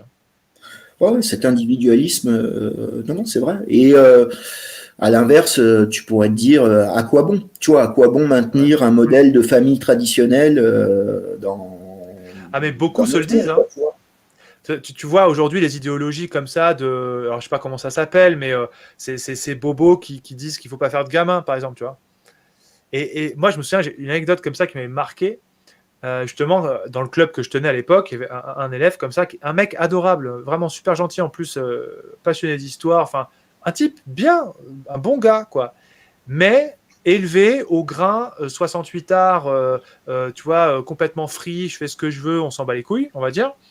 Et quand je lui parle de gamin, c'était avec une nana et tout, ah ouais, alors, vous voulez des enfants et tout, elle me dit, oh non, non, nous on n'en veut pas. Et ce qui peut être un choix en soi. Et je questionne la motivation. Je dis, ah ouais, pourquoi je suis curieux, tu vois. Le mec me dit, bah, c'est chiant. Mais tu sais, il me sort ça avec un espèce de naturel déconcertant, tu vois. Genre, tu sais, c'est chiant. Tu sais, c'est comme, tu vois, avoir un chien, c'est chiant, tu vois. Donc, du coup, je prends pas de chien parce qu'il faut le sortir, c'est relou, tu vois. Et on sentait ce côté un peu comme ça. C'était même pas méchant. Mais Non. tu sens le poids d'une éducation, d'une vision du monde, d'un truc complètement anti-traditionnel, en fait, quelque part, c'est sûr. Hein. On peut Et là, même parler presque de suicide inconscient. mais grave. Et j'étais Il y a mais plein choqué. d'idéologies modernes. Putain. Ouais. Il y a plein d'idéologies modernes. Donc que ça soit, tu sais, l'avortement, le féminisme, le transgenre, le transhumanisme, les bobos qui veulent pas faire de gamins pour pas polluer la planète. Planète, voilà. Ça, dans 50 ans, dans une génération, ça fait pas grand monde, quoi. Hein. Ouais, quelque part, tant mieux. C'est pas grave s'ils se reproduisent pas, ces gens-là, hein, je te dis. Hein, moi, ça me dérange pas, hein, perso. Non, c'est vrai. Alors, par contre, pour donner un exemple un peu hardcore, un pirate somalien qui a 20 gamins de 10 femmes différentes, lui, dans 100 ans, ils sont une armée de 200 personnes, quoi. Alors que, voilà. Tu vois, tes potes bobos, dans 50 ans, c'est zéro. Il n'y a plus personne. Ouais. Ouais. Bah ça, après, c'est les phénomènes de génération, hein, c'est sûr. Ça va, ça vient. C'est vrai que c'est un truc, quoi. Bah alors, du coup, ça, ce qui m'intéresse, moi, c'est... là, je vais mettre en parallèle ta vision avec un modèle que j'aime bien, celui de la spirale dynamique. Je ne sais pas si tu connais. Non, mais ça me parle, parce que je parle de ça. Moi, je vois le temps comme ça. En gros, moi, je vois le temps comme une spirale qui descend de plus en plus vite. Tu vois, comme de l'eau qui s'écoule dans un siphon, quoi. Ouais. Ouais, bah, c'est sensiblement un peu comme ça que ça fonctionne. Bon, je la fais courte parce qu'on va pas faire un truc là-dessus, mais en gros, c'est un modèle qui évolue en spirale, effectivement, ascendant, et qui décrit l'évolution de l'humanité sous différents prismes de réalité. C'est-à-dire que l'humanité perçoit le réel d'une certaine façon, ça conditionne un petit peu comment elle avance, elle évolue, et comment elle s'établit. Et en fait, tu as différentes couleurs qui sont associées à différentes perceptions des choses. On peut parler de paradigme, en fait. Et le modèle explique que quand tu plafonnes dans un certain paradigme, il y a effectivement, on va dire, des pionniers qui découvrent le paradigme d'après, tu vois, qui le pensent, déjà sur le plan des idées, avant qu'ils s'établissent, et ça amène la chute du paradigme antérieur et un recul carrément au paradigme d'avant, comme reculer pour mieux sauter, pour ensuite pouvoir instaurer un paradigme différent. Et donc, en suivant la logique de ce modèle, on est dans un paradigme dit orange, donc un paradigme où effectivement on est dans une structure pyramidale, mais où il y a un ascenseur social possible. Donc c'est une structure qui n'est plus fermée, mais qui commence à être ouverte, etc. Les valeurs sont majoritairement marchandes, monétaires, blablabla. Enfin bon, c'est un peu le monde dans lequel on vit, on ne va pas faire le descriptif. Le paradigme d'après serait un paradigme de retour à l'humanité, c'est-à-dire besoin de réinvestir le lien social, la communauté, le local, etc., avec beaucoup d'échanges, etc., où l'argent n'est plus une fin, mais juste un moyen de faire, un moyen d'entretenir une communauté, de lancer des projets, de faire des choses, alors que dans le paradigme d'avant, Orange, on est vraiment dans je dois croître en fait en gain, en prestance, en statut social, etc. Et donc, pour passer ce cap, il y aurait un retour de machine arrière à un autre paradigme qu'on appelle, qu'on dit bleu, qui serait le paradigme justement de la transcendance du Moyen-Âge, c'est-à-dire une vérité ultime pour tout le monde s'y conforme et on crée une espèce de grande société ultra solide autour de ça, quoi. Qu'est-ce que tu en penses, toi ? Moi, ma vision, elle ressemble un peu à ça, mais peut-être un peu plus, entre guillemets, dualiste. Je prendrai l'exemple du caducée. Tu sais, moi, je te disais, le temps, je le vois comme des spirales, mais c'est des spirales descendantes et qui s'accélèrent de plus en plus. Mais ça, c'est pour le monde de la matière, pour l'ici-bas. le monde extérieur, quoi. Et inversement, il y a une spirale qui fait strictement le mouvement inverse, qui part de la confusion intérieure à je remonte des cycles jusqu'à revenir à notre idée primordiale, tu vois. Il y aurait et celle-là, c'est une spirale, on va dire, intérieure, spirituelle, quoi. Il y aurait une spirale descendante matérielle et une spirale qui remonte. Et peut-être que la fin du cycle, c'est la conjonction de ces deux spirales. Donc c'est l'accélération du temps, le chaos absolu sur Terre, avec sûrement un tri, mais des gens qui ont la capacité de revenir à l'âge d'or ou à être ce qu'ils doivent être, quoi, ce qu'ils se connaissent eux-mêmes parfaitement, quoi. Et moi, j'ai du mal, c'est là où je pense, parce qu'on est plus ou moins d'accord depuis le début sur ce qu'on raconte, j'ai du mal avec l'histoire de, par exemple, utiliser l'argent à bon escient. Moi, je pense en gros, il n'y a plus d'argent dans un monde traditionnel, quoi. Enfin, pas de... C'est des échanges qui se font à petite échelle. Et en gros... en fait, je vois pas une bonne utilisation de la technologie, une bonne utilisation de l'argent. Je pense que ça va être de pire en pire à ce niveau-là, au niveau technologique et au niveau de l'argent, qui va être de plus en plus dématérialisé, qui va contrôler de plus en plus nos vies. Pareil pour l'informatique, jusqu'au moment où tout ça va péter. Et je pense pas qu'on peut prendre un petit bout du cycle d'avant pour le remettre dans le cycle futur, quoi, tu vois. Ouais, j'entends. Mais toi, alors du coup, ça veut dire que toi, on finit le cycle, on s'effondre, etc. Ça veut dire que le nouvel âge d'or, pour toi, il n'y a pas de technologie nécessairement, il n'y a pas de transaction monétaire, il n'y a pas tout ça? Non. Non. D'accord. Non, vraiment, on revient à la horde primordiale, don contre don, petit groupe et plus de technologie, mais à part des petites inventions ou quoi. Et si c'est de l'argent, on s'échange des coquillages, quoi. Ou tu vois, on fait un truc et ça serait juste un moyen d'échange, mais je pense pas qu'on puisse intégrer la technologie et l'argent dans l'âge d'or, quoi. Et d'ailleurs, tu sais, j'en parlais un peu au début, ma vision du monde, tu sais, avec le cycle descendant de la matière, qui pourrait être aussi une solidification du monde progressive et une accélération du temps progressive. Et les êtres humains, eux, peuvent remonter des échelons au niveau spirituel, au niveau intérieur. Je te dis, ça me fait penser qu'il y aura peut-être un point d'arrêt du cosmos, tu vois, un arrêt du temps, un arrêt de l'espace-temps. Tout revient à l'unité et le tri se fait comme le tri post-mortem, en fait. Il y a ceux qui vont redonner entre guillemets de l'engrais pour le cycle futur et ceux qui se seront établis en Dieu, tu vois, fondus mais pas confondus, qui eux vivront un âge d'or dans un monde non solide. Ouais. C'est un peu perché comme vision, mais non, je vois bien. Ouais, non, non, pourquoi pas. Mais moi, je pense que là, en termes de spiritualité, je pense qu'il y a déjà des courants ascendants pour ceux qui veulent les prendre. Je pense qu'on a déjà passé un cap au niveau espace-temps, entre guillemets, et que, d'ailleurs, c'est la perception et l'accélération des choses.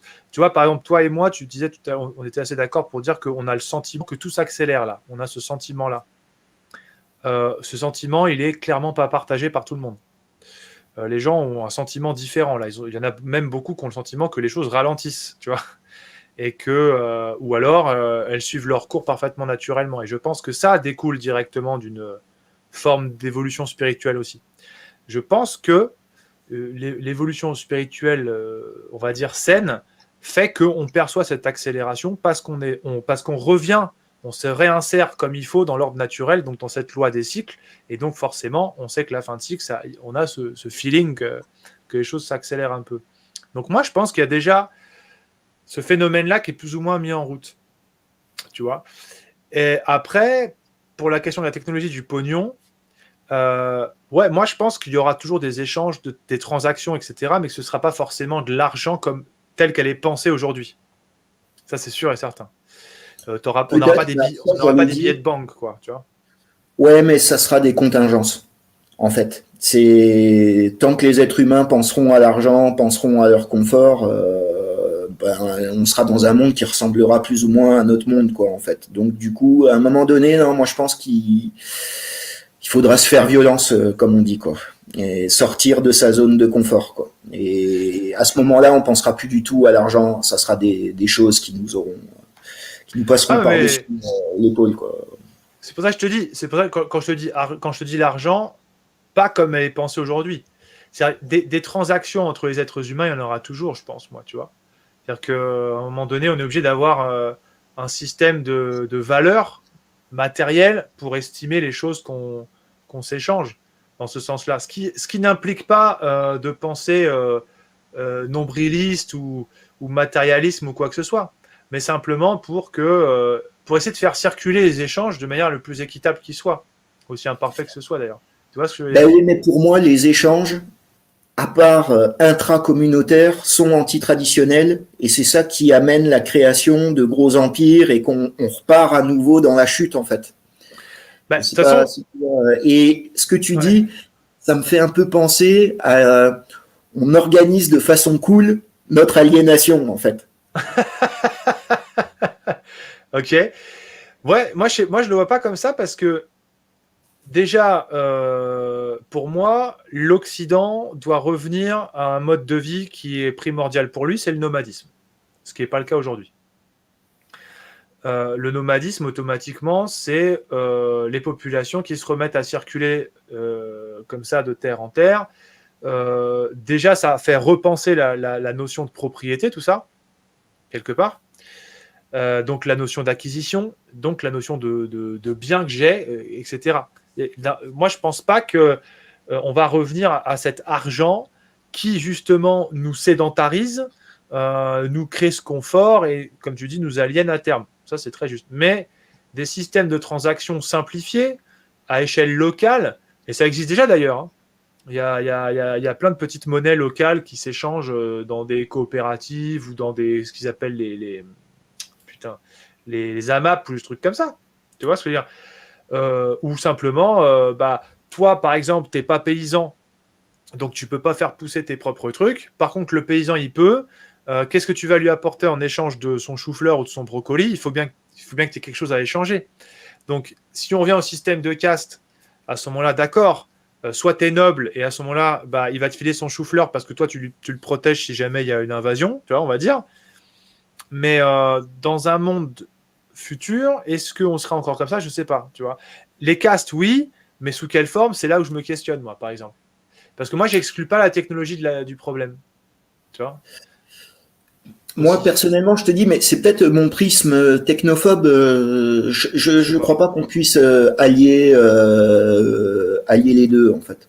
Pour moi, la technologie, l'argent, justement, va nous sédentariser de plus en plus, nous solidifier, nous figer dans la matière, et que comme tu parles, par exemple, du retour au nomadisme pour l'hémisphère nord, ça serait comme si on explose une pierre. Et c'est plein de petits bouts de pierre qui s'en vont à droite à gauche et qui redeviennent nomades, quoi. Mais il n'y a plus le gros caillou, quoi. Ouais, moi, si tu veux, j'essaie de trouver un exemple. Un nomadisme entre guillemets 2.0 vers lequel on pourrait aller. Je vois pas, moi, si tu veux, des tribus ou des clans qui partent avec leurs affaires à la fin de la saison pour aller se mettre dans une terre plus fertile et puis revenir la saison d'après à celle d'avant ou quoi. Mais peut-être que sur une carte, parce que sur une carte qu'on connaît déjà, redécouvrir les espaces parce qu'on se remet à les penser différemment. Et donc on se remet à se déplacer de manière nomade, mais avec un palier technologique atteint qui fait qu'on arrive quand même à mieux gérer les problématiques hostiles de la nature. Tu vois ce que je veux dire? Je pense que ça, c'est envisageable. Après, moi, je suis pas technophobe, donc c'est pour ça que je te dis ça. Mais Ah ouais, je le vois, quand tu parles de nomadisme, moi je vois les Huns, les Visigoths, les ah oui, Burgondes, oui, bien sûr. les Alains, et moi je le vois plus comme un espèce de semi-nomadisme prédateur, en fait. Et je le vois pas du tout d'une manière cool, quoi. Ah ouais. C'est, tu sais, c'est un peu la vision de Ibn Khaldoun, tu sais, qui parle des nomades qui sédentarisent et ces sédentaires se font exploser par des nomades déviés qui sont là pour faire éclater les civilisations déclinantes, quoi, en fait. Mais Ouais, bah, ce qu'on vit faut pas aujourd'hui, quoi. trop leur demander de la haute civilisation et de la coopération à ces nomades déviés, quoi. Tu vois. Ah, mais non, mais ceux-là, ils sont en train de faire leur boulot actuellement, je veux dire, là. Pour moi, le nomadisme dévié, là, on est dedans, hein. Si tu prends toute la pensée, par exemple, de Jacques Attali, c'est du nomadisme dévié. D'ailleurs, lui-même le dit. Ce qu'il rêve, lui, c'est un nomadisme absolu où le monde est en fait un grand monde marchand, où on va où on veut consommer ce qu'on veut. C'est du nomadisme, ça, hein, en fait, hein. Oui, oui, mais tu vois, moi je comprends ce que tu veux dire, mais moi je parlais vraiment d'un point de vue du fin de cycle. Je sais pas, c'est comme et quand tu parlais par exemple des paysans ou de la terre, moi je Ouais. pense qu'il y aura même plus d'agriculture, hein, en fait. Ouais, je On sais va pas, moi. revenir à la chasse, à la Ah cueillette. ouais, ouais. Tu vois, un peu comme si tu regardes des reportages sur, tu sais, Tchernobyl, la zone, Ouais, ouais. ben en fait, la nature, elle a complètement repris ses droits. À nouveau, il y a des ours. À nouveau, il y a Hum. des, c'est-à-dire que la nature, très rapidement, elle peut, avec un nombre restreint d'êtres humains, la nature, elle va changer aussi, quoi. Ah, mais ça, c'est sûr. Ça, je suis d'accord avec toi. C'est-à-dire que ça, c'est là où moi, les images qui me viennent à l'esprit quand je pense les choses comme ça, c'est effectivement des cités ultra technologiques qui auront plus ou moins réussi à traverser le cap du temps, mais globalement du nomadisme tout autour, quoi, si tu préfères, où effectivement on réinvestit un peu la nature, etc., comme tu le décris. Mais Moi, je si le tu vois veux, pas moi. comme ça. Je le Ah vois pas ouais? comme ça parce que ces sociétés, ces villes ultra technologiques, pour moi, elles font encore partie de notre cycle. Et aussi, dans le cycle futur, il y aura des ruines. Je sais pas, ça sera comme l'île de Pâques. Et là, c'est comme l'armée des 12 singes, quoi. T'as des villes D'accord. complètement désertes, complètement pétées, avec la nature qui reprend ses droits et des loups qui traînent dans les Champs-Élysées, quoi. Ah ouais, ouais, toi, tu vois le truc un peu genre la chute des Atlantes, tout part à volo, les continents se craquent, tout part en couille, et du coup, Oui, oui, voilà, ouais. ouais, Mais toi, tu vois. si je le pense, c'est pas non plus genre, c'est que ça s'est passé comme ça pour toutes les grandes civilisations, quoi, tu vois. Et ça me fait penser, tu sais, à des images de films où t'as une statue de la liberté, tu sais, où t'as que la tête qui dépasse de la plage, Ouais, tu ouais, vois. ouais, je vois. Ouais, genre la planète des singes, quoi. Ouais, ouais, voilà. Ouais. Un truc comme ça, ouais, Et ouais, je vois.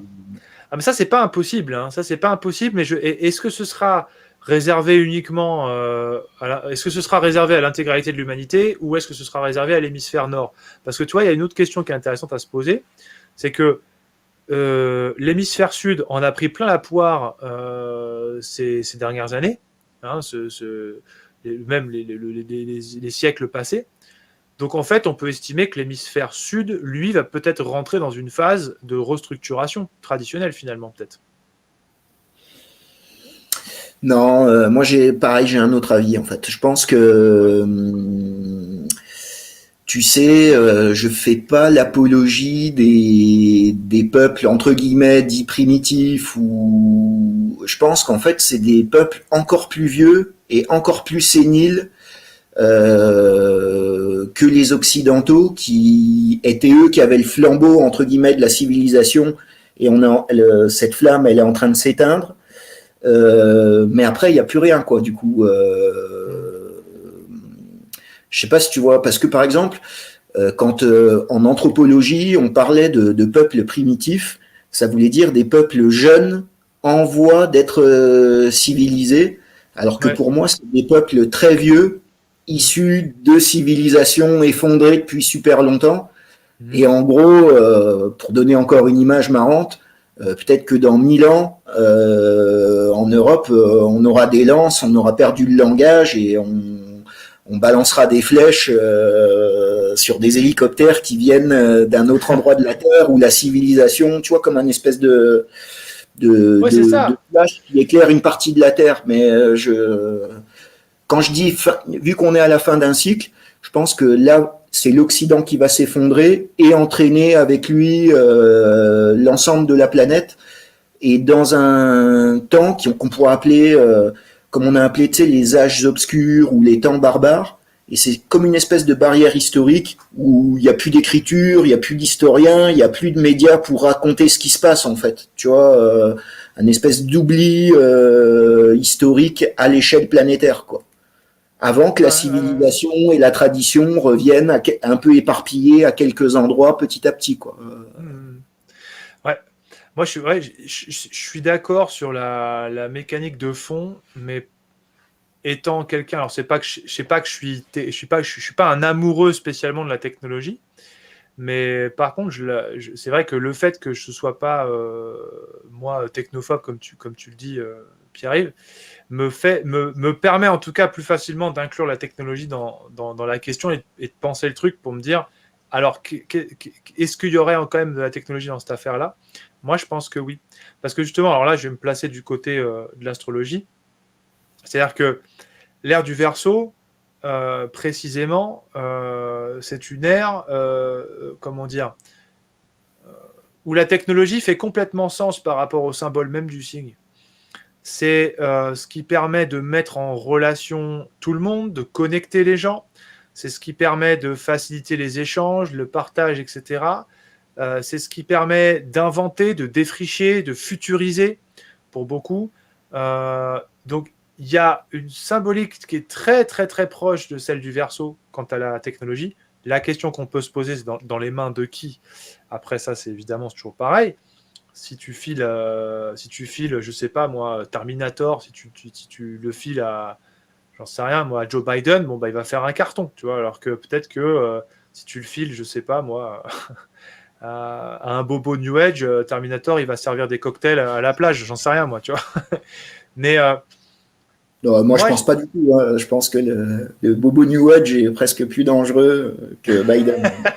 ouais, peut-être, va savoir, Mais je moi, sais pas. je peux te donner mon avis sur le symbole du Verseau, Ouais, vas-y. qui rejoint ce que je disais sur les deux spirales, de la spirale descendante dans la matière et la spirale montante dans l'esprit.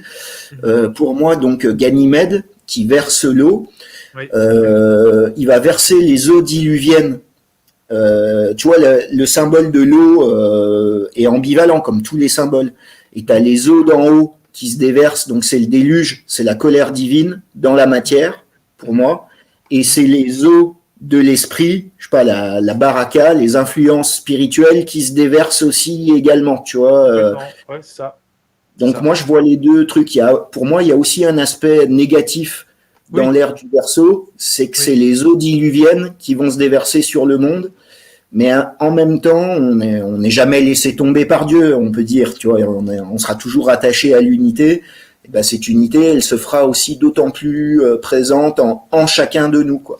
Alors qu'à Ouais. l'extérieur, ça sera Mad Max, quoi. Ouais, je vois. Ouais, donc toi, c'est ça en fait. Si on devait résumer le truc, après, si tu veux bien, on va se tourner vers le chat un petit peu, Oui, si oui. t'as, pour finir l'émission.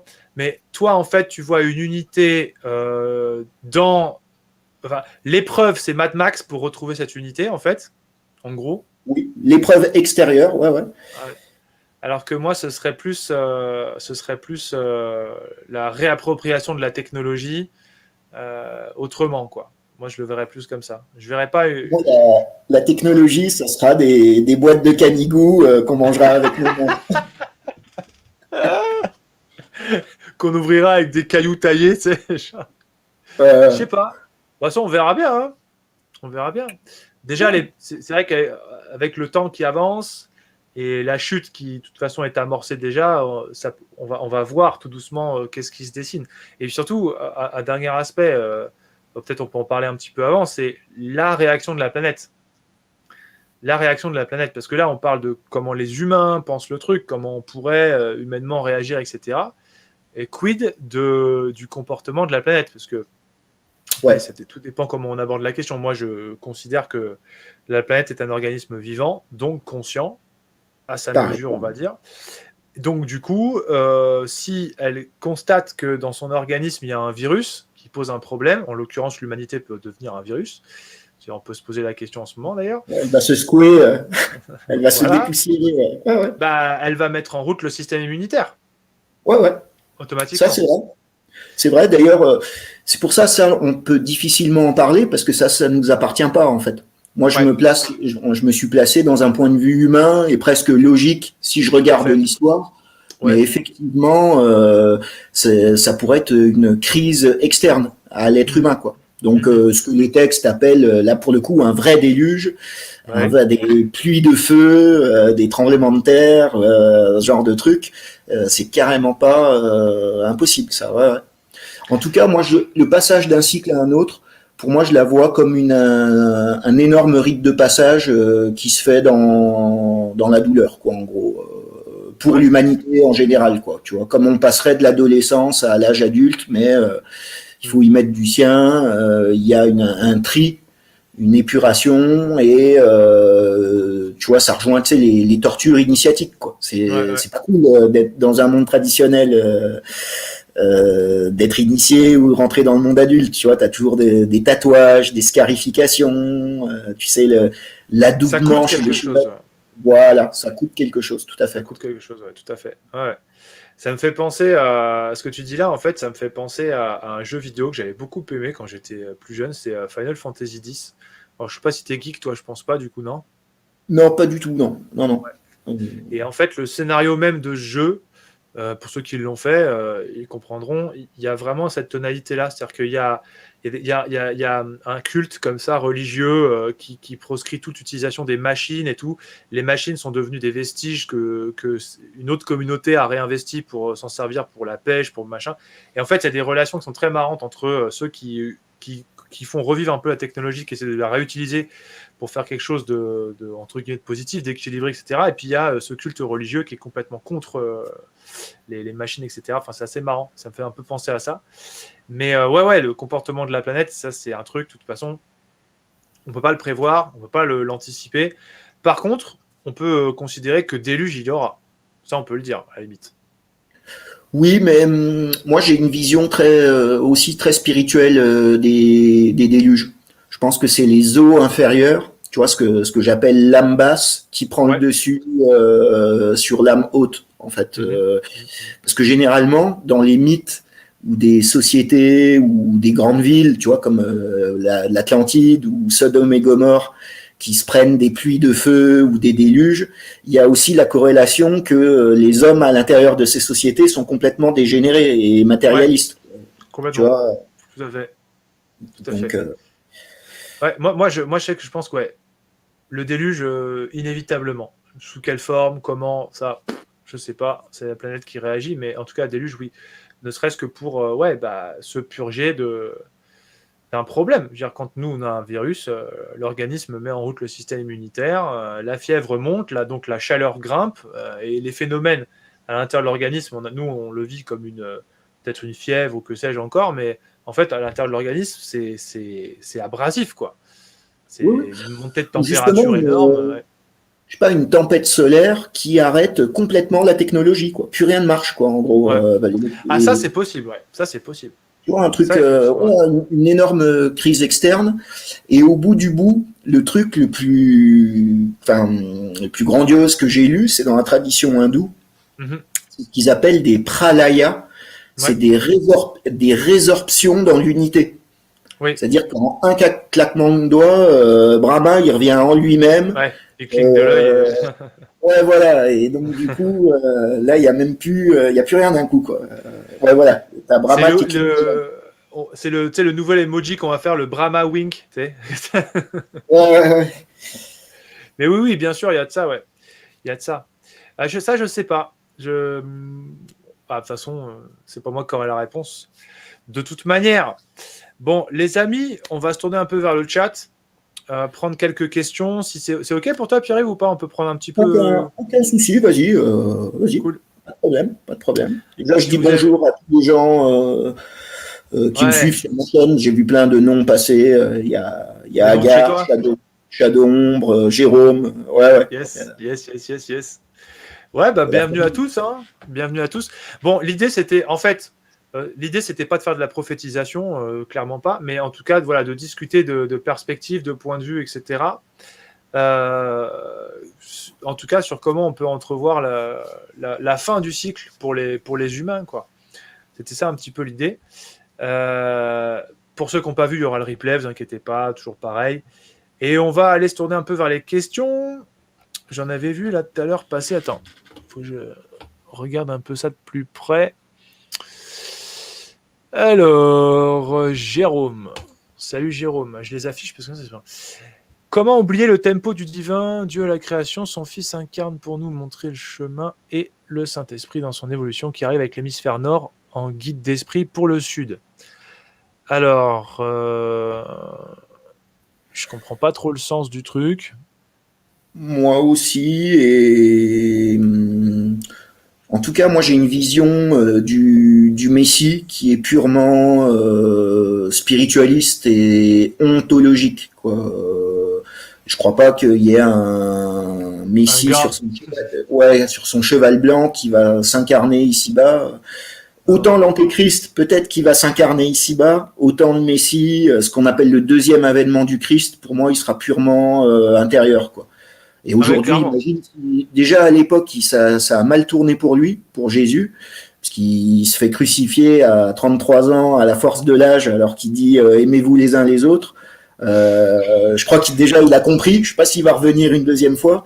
Et aujourd'hui, à notre époque, qui sait qu'il le reconnaîtrait, quoi.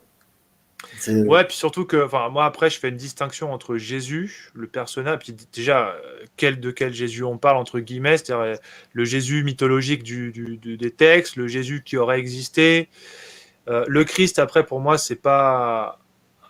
Le Christ, moi, je le rattache toujours à l'arbre de vie des séphirotes, c'est-à-dire la séphira Tiferet. C'est pas un bonhomme, c'est une énergie, une énergie, un souffle divin, etc. Donc, une séphira, quoi.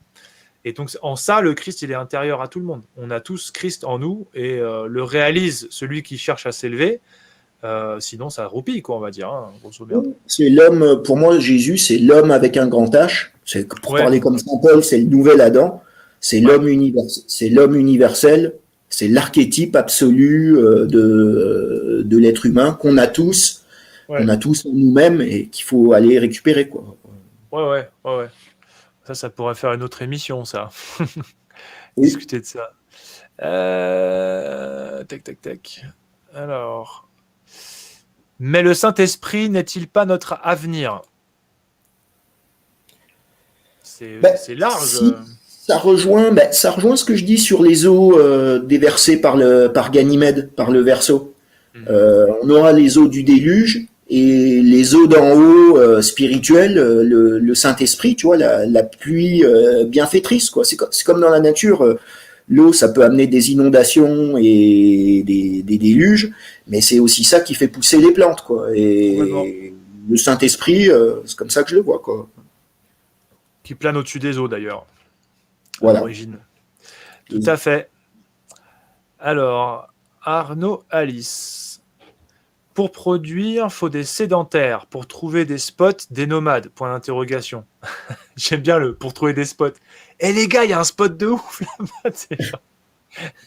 Viens, on se prend quelques sédentaires, là, on les met là, on les laisse une saison et on revient voir ce qu'ils ont fait après.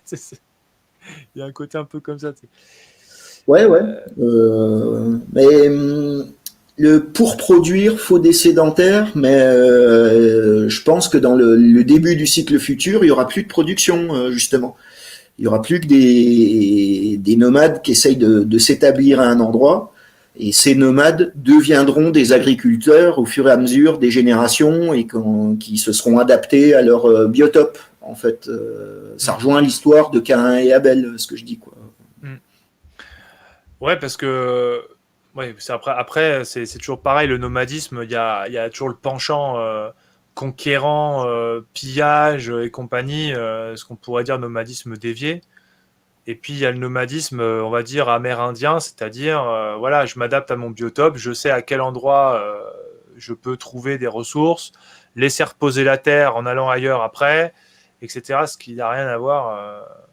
Donc après c'est ça aussi. Puis les sédentaires, le sédentaire c'est ouais, moi c'est deux modes de production différents en fait, nomade et sédentaire.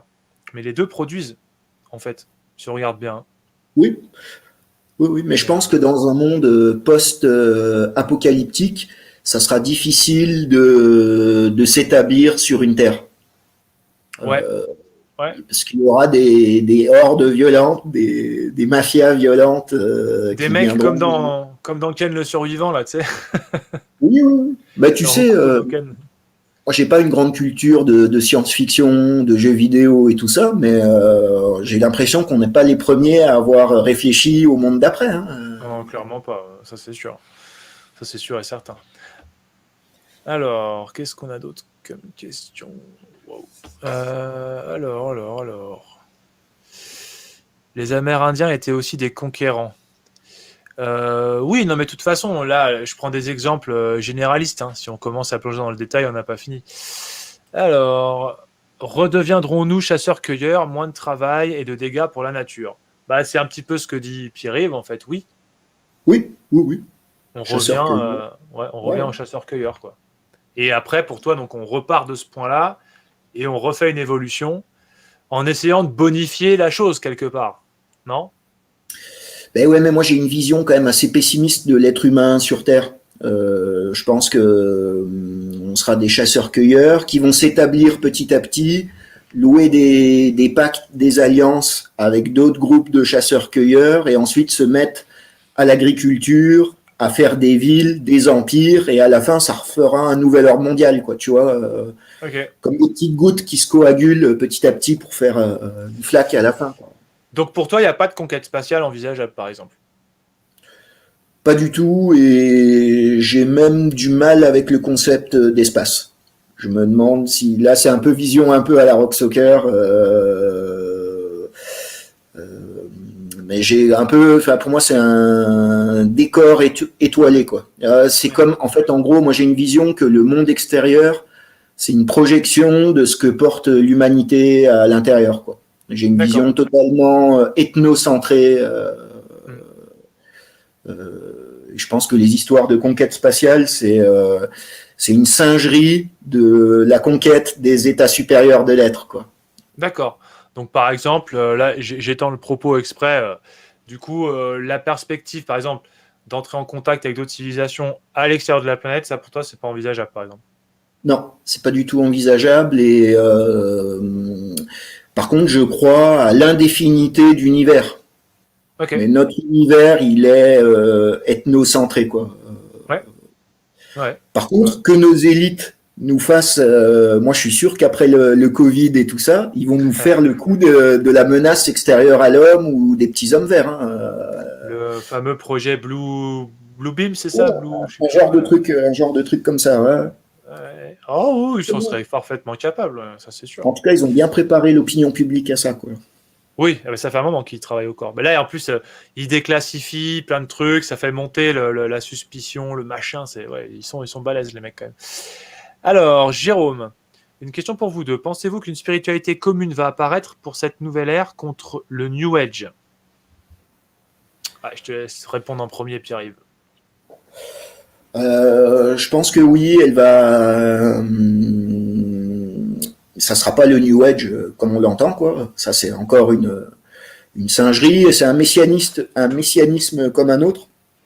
Mais si nouvelle tradition il y a, je pense qu'elle se fera, comme je le disais, par des espèces d'ermites ou de gens qui se seront totalement retirés de la civilisation et auront eu une révélation qui vont apporter et prêcher aux hommes, quoi. Alors, ouais, donc du coup, le mythe du prophète qui reçoit la parole et qui la distribue, et puis du coup, ça crée une tradition spirituelle, quoi, en fait. Ben ouais, parce que ça peut venir que de là, hein, parce que je dis, Ah, ça, c'est sûr. Ça, c'est ouais, sûr. ouais. Pour Ça, s'organiser c'est... en collectif, il faut une tradition, je pense, et quelque chose où en fait on est prêt à mourir, un projet non matériel, où chacun est prêt à se sacrifier pour ce projet. C'est marrant parce que Et un peu comme moi, ça, tu peux vraiment faire une vraie communauté d'âme, quoi. ouais, ah ouais, je suis d'accord. Mais c'est marrant parce que cette histoire de spiritualité qui se révélerait pour annoncer une nouvelle forme spirituelle pour une ère nouvelle, blablabla, moi, c'est pareil. Je vois qu'on est déjà dans le creuset là de tout ça. Je sais que, enfin, je sais, c'est pas je sais, mais je pense que il y a déjà du monde qui travaille à cette question. Moi, je pense. Et quand je pense à Jean Dubuis que j'ai suivi pendant un temps, il avait déjà réfléchi à cette question-là, c'est-à-dire à quelle forme pourrait prendre une nouvelle spiritualité demain, avec une terminologie différente, avec peut-être un mythe différent ou quoi, je sais pas. Mais moi, je crois qu'on c'est déjà en train. J'ai l'intuition, on va dire, que c'est déjà en train de se confectionner plus ou moins cette histoire-là, en fait. C'est pour ça que je pense que 100 ans me semble long par rapport aux intuitions que j'ai. Alors après, c'est des intuitions, attention, j'oserais pas dire que j'ai raison, bien évidemment, c'est pas la question, mais 100 ans, ça me paraît long. Moi, je pense que ça va arriver bien plus vite que ça, moi. Cette chute, ce début de renouveau, etc. Moi, je pense que ça va être beaucoup plus proche que ça. Bon, c'est mon avis en tout cas, hein, ça. Mais Ouais, tu vois, typique. je dis pour l'Occident, je suis d'accord avec toi. Pour l'Europe du Nord, l'Amérique du Ah Nord, ouais, je dis pourquoi pas. ouais. Mais quand tu regardes l'Asie, par exemple, je pense qu'ils vont pas s'écrouler tout de suite, quoi. Non, l'Asie, non. Ouais, effectivement, ouais, c'est fort probable. Oui, de toute façon, ça va pas se faire. Tout le monde va pas chuter en même temps, tu sais, comme un beau concert harmonieux, etc. Hein, à mon avis, c'est plein de petits effondrements, etc. Bien sûr.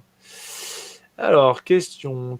Quel est votre sentiment sur le linceul de Turin? Pierre-Yves?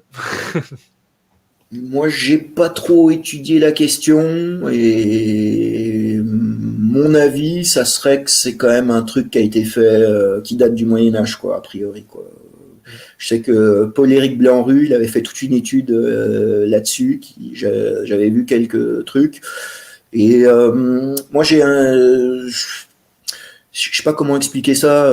Pour moi, ça reste un objet, en fait. Donc, Pareil. qu'il soit vrai ou faux, en gros, le linceul de Turin, c'est qu'est-ce que ça va provoquer chez les croyants, en fait. Est-ce tu vois Ouais. Oui, j'ai un peu le même point de vue. C'est un truc qui m'a pas trop intéressé plus que ça parce que bon bah j'ai parlé un peu vulgairement, mais je vois pas trop ce que ça peut me foutre spirituellement. Ça m'a pas, tu vois, ça m'a pas produit quelque chose quoi. Donc ça m'a. Moi en général c'est par rapport à certaines reliques religieuses dont on pourrait parler comme ça.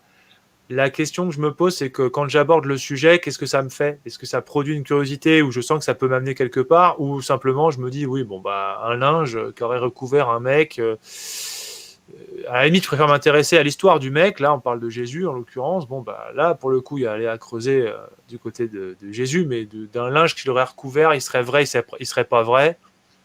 bah, Ça me fait pas grand-chose, quoi. moi, en fait, j'ai pas besoin de support extérieur pour avoir compris l'unité divine. Et j'ai l'impression qu'en tout temps, à toutes époques, t'as quand même une majorité de gens un peu grossiers, un peu cons, et il leur faut des reliques, des preuves extérieures pour croire à un truc, quoi, tu vois. Ouais, probablement, ouais. Il y a de ça, il y a de ça.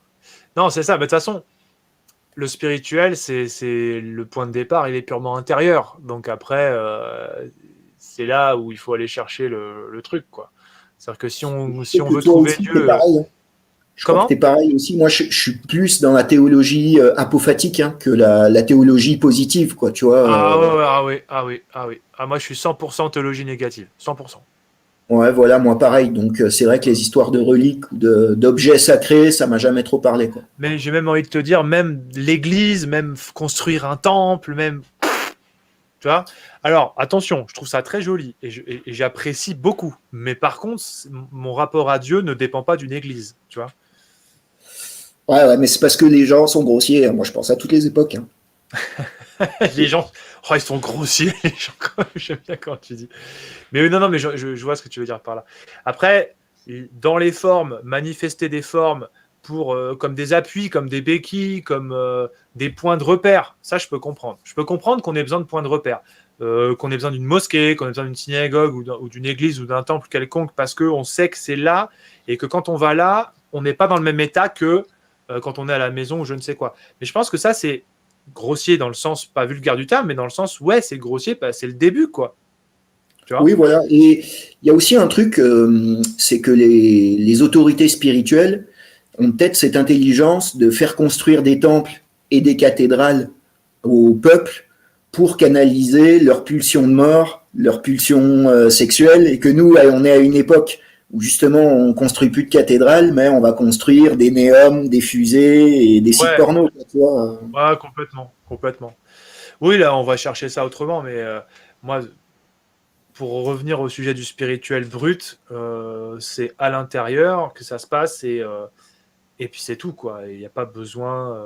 J'ai même envie de te dire qu'à un moment donné, il n'y a même pas besoin d'un livre sacré, il n'y a même pas besoin de. C'est juste, on plonge dedans, on se laisse immerger et ça fait le travail tout seul, quoi.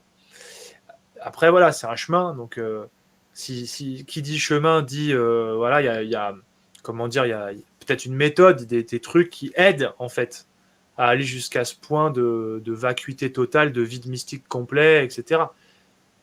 Typiquement, on parle de théologie négative, bah du coup, moi j'ai lu Saint-Denis l'Aréopagite, quoi, tu vois. Donc j'ai lu Oui. un support que peut-être Saint-Denis m'aurait dit, mais mec, on s'en fout. J'ai écrit ça, mais voilà, c'est un aide-mémoire, mais bah les couilles, tu vois, entre guillemets, quoi. Non, non, mais c'est vrai, et ça rejoint là ce que je te parlais sur l'arrêt de la technologie, c'est que je pense pas qu'il y aura d'imprimerie ou de livres, et l'être humain va redévelopper sa mémoire, peut-être même développer des capacités psychiques qu'on a perdues à cause Impossible. à cause du Oui. support livresque, par exemple. Ouais. Peut-être qu'on Ouais. va se mettre à faire des rêves communs, des espèces de télépathie, j'en sais rien, tu vois. Ouais. Ouais. Ouais. Tiens, question. Ouais, ça, je suis d'accord avec toi. Le sensible, la sphère sensible et tout ce que ça peut provoquer psychiquement était probablement bien plus développé chez les anciens que chez nous, où on a désinvesti ça au profit de la technologie, ça c'est sûr et certain. Alors, Pierre-Yves, si le cycle actuel durera selon vous pendant encore 100 ans, cela voudrait dire que la technologie sera dominante. Comment pourrait-elle alors complètement disparaître ensuite? Bah, Elle sera pas complètement dominante parce que je pense qu'on va arriver à une phase, comme on a dit, avec des grandes mégalopoles en mode bienvenue à Gattaca et plus d'État et en mode route Mad Max dans les campagnes. J'allais dire, je sais pas, je parlais tout à l'heure d'une tempête solaire, c'est-à-dire ça s'arrête, quoi. C'est-à-dire nos portables marchent plus, Internet marche plus, il ouais. n'y a plus d'argent aux distributeurs, plus de camions, plus de distribution. Et je pense que ça peut très vite disparaître hein, quand on regarde. Moi j'aime bien, tu sais, les ambiances, tu sais, en mode urbex ou quoi. Ouais, j'avoue. Des Mais fois, des villes abandonnées, la nature, elle a repris ses droits très rapidement. Hein. mais c'est dingue ça parce que je me fais même réflexion. Il y a quelque chose de beau dans l'urbex. Tu vois ce que je veux dire? Ah ben moi j'adore, hein. Moi Alors, j'adore, ça me parle. ouais. Hein. Alors que c'est complètement dévasté en soi. C'est des paysages, c'est des décors dévastés, tu vois. Mais il y a quelque chose de beau derrière, c'est que en fait, ouais, la vie, elle s'est réappropriée tout ça. Elle le remodèle, elle le refaçonne. C'est assez dingue de dire que Ouais. putain, on est dans des ruines qui sont inutilisables, et plus rien à en foutre là-dedans, et pourtant il y a quelque chose de beau à l'intérieur. Ça me fascine. L'urbex me fascine pour ça d'ailleurs, Ouais, pour ouais, le bah coup. c'est moi ça me fascine justement par rapport à ce que je raconte. Et d'ailleurs, moi quand j'étais petit, il y a un truc que j'adorais, c'était tu sais les Les grosses maisons racines d'arbres. abandonnées. Ouais, Non, les grosses racines d'arbres, tu sais qui font péter le béton sur les parkings. ouais, carrément, carrément, J'ai carrément. toujours ça m'a toujours fait scotcher ce Ouais, genre de truc quoi. ouais, j'avoue. Moi, j'avoue, quand j'étais gamin, j'étais bien scotché par les vieux bâtiments comme ça où tu vois justement, tu as des trucs qui ont poussé partout. Moi, ça m'a toujours fait triper ça. Pareil. Alors, Romain, avez-vous entendu parler des portails organiques? Quel est votre avis sur la question? Bah, moi, je peux pas répondre parce que je sais pas ce que c'est. Tu connais, toi Non, moi non plus. Je sais pas, je connais ce qu'on appelle, tu sais, les portes du ciel. C'est là d'ailleurs où on a fondé des grandes villes saintes, où ça rejoint la géographie sacrée et Ouais, la qualification de l'espace, ouais, où il y aurait ouais, des ouais, endroits qui permettent une élévation et ouais. des endroits qui seraient maudits, des bouches des enfers. Mhm. Donc peut-être, mais alors après, moi ça, j'ai pas de connaissances approfondies là-dessus, quoi. Je sais que les anciens l'avaient cette connaissance en tout cas. Ouais, On n'implantait pas des lieux saints n'importe où, quoi. non, certes, certes. Mais pour retrouver les traces de ce genre de connaissances, il y a un texte qui est assez intéressant à lire, c'est The Old British Trackways de Alfred Watkins, et notamment s'intéresser aussi au chemin de Compostelle. Et là, on rentre dans cette, ce que tu disais, la géométrie sacrée, topologie sacrée, machin, etc. C'est vachement intéressant. Voilà, pour une petite référence, ceux qui veulent creuser cette affaire. Bon, en tout cas, on le ressent, moi je le ressens encore, même si la nature a été complètement colonisée et modifiée par l'homme, il y a des endroits où on se sent bien et des endroits où on se sent mal, quoi. Alors, Tout simplement. Et tout ouais, commence là, en fait. Tout commence là. Hein. C'est pour moi ça que j'ai je un parlais pote, du. Ouais, il habite dans un village, son village, il est à 3 kilomètres de chez moi. Moi, ouais, je suis sur une espèce de plateau très lumineux. Et c'est vrai qu'on s'y sent bien dans mon village, quoi. Il y a des sources en dessous et tout.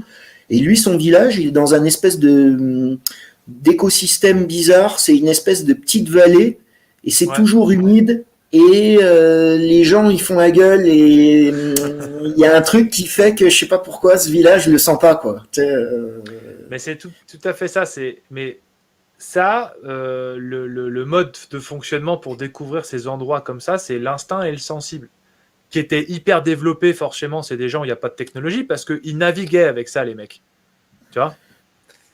Donc, y a même cette idée qui avait été exposée comme ça, que les fameuses pierres levées seraient justement des moyens de signifier ces endroits qui sont particuliers, quoi.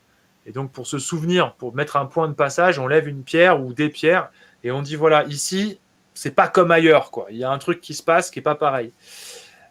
Et ça fait partie des idées comme ça qui sont autour de ces Et trucs-là. d'où la réutilisation des lieux saints. Hein. Tu sais, quasiment toutes Complètement. les églises ont été fondées sur d'anciens lieux de culte païens. Hein. Donc, Ouais, c'est que tout à fait. l'endroit était propice à mettre un Ah ouais. espace sacré.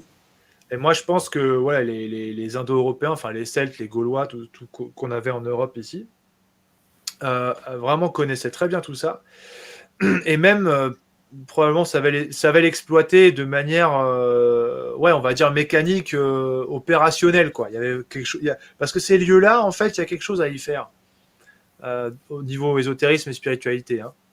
Et notamment par le chant, notamment par des systèmes vibratoires comme ça, et des tas de trucs. Enfin, ça sera un autre sujet, mais il y a vraiment plein de choses à réfléchir là-dessus. Alors, attends. Ah merde, j'avais une question, elle a sauté là. Attends, faut que je la retrouve. Alors. Ah bah tiens, Il y a Laetitia, juste ça un va. truc. On Ouais, dit que le portail organique, c'est Paul Ponceau et autres New Age. C'est en gros des humains sans âme. Je pense que ouais, tu peux perdre ton âme sans être un portail organique, quoi. Je pense qu'il y a plein de gens qui ont perdu leur âme, mais je pense qu'elle peut en se gros, c'est récupérer, des quoi. humains sans âme. Ah bon, c'est ça. Perdre son âme, mais si tu perds ton âme, au sens le plus rationnel qui soit, on va dire, tu claques en fait. Ton corps physique. Là, je me base sur. Alors là, je vais parler, c'est l'alchimiste qui parle, mais l'âme dans la matière, c'est ce qui anime la matière. S'il n'y a pas d'âme dans la matière, elle est claquée. Donc des humains sans âme, c'est des cadavres par terre en fait. Donc Ouais, mais je vois moi, pas. tu vois, c'est pour ça que je différencie âme haute et âme basse. L'âme haute, c'est notre conscience pure, c'est la partie qui transmigre. Et l'âme basse, c'est la partie qui est liée à ici-bas, Mémoire et tout, ouais. à la reproduction et à la survie. Et moi, je pense qu'il y a plein de gens qui ont perdu leur âme haute, qui sont encore vivants, qui ont leur âme végétative en eux, mais je sais pas trop s'ils ont beaucoup de conscience individuelle, quoi. Ah oui, oui, dans ce sens-là, oui. Dans ce sens-là, oui, bien sûr. Ça, c'est vrai que ça, c'est l'élévation de conscience qui permet de raccorder les câblages jusqu'à l'âme haute, pour reprendre tes termes. Voilà. Mais là, l'élévation de conscience, il va falloir lui mettre... là, c'est probablement pour ça aussi que l'humanité va recevoir une taloche du divin pour leur mettre un peu la raie du cul bien droite, parce que l'âme haute, là, pour 95% des gens, c'est complètement abstrait, tout ça. Hein. Oui, oui. Dans ce sens-là. Putain, j'avais vu une question. Voilà, elle est là. Hop, de Saul. Notre ami du Québec. Comment expliquez-vous que dans les évangiles, l'Apocalypse et dans les hadiths, il est dit que la phase finale du cycle sera très courte et ou raccourcie pour les élus? Là, ça rejoint ce que je disais, hein, moi, sur la spirale descendante du temps et le temps vraiment qui s'accélère, quoi. Donc, j'avais fait une vidéo au début de ma chaîne qui s'appelait les signes de la fin des temps, où je fais que des citations de textes apocalyptiques. Et j'ai une entrée, je le mets en 4-5 grosses entrées, et j'ai une entrée sur l'accélération du temps. Effectivement, le raccourcissement de la vie, tu vois. Et il y a plein de... Déjà, hein. On le voit déjà de notre vivant. Et ça rejoint encore ce que je dis de comparer l'humanité à une vie individuelle, quoi.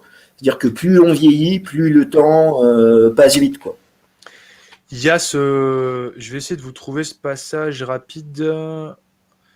Si je ne le trouve pas, je lâche l'affaire, mais c'est les travaux et les jours d'Hésiode, où il parle de l'âge de fer, où il explique justement, tu sais, alors je sais plus trop, mais quand il dit quand on verra les humains dont les cheveux blanchiront prématurément, Ouais, quoi. Je sais plus comment il explique ça. Les bébés naîtront avec les tempes blanches. Voilà, il dit un peu Je le mets dans ma vidéo. Oh, ou voilà. Ça, pour ceux qui veulent le lire, Hésiode, putain, on voit rien. Voilà. La théogonie, les travaux et les jours à la théogonie, ça va pas forcément.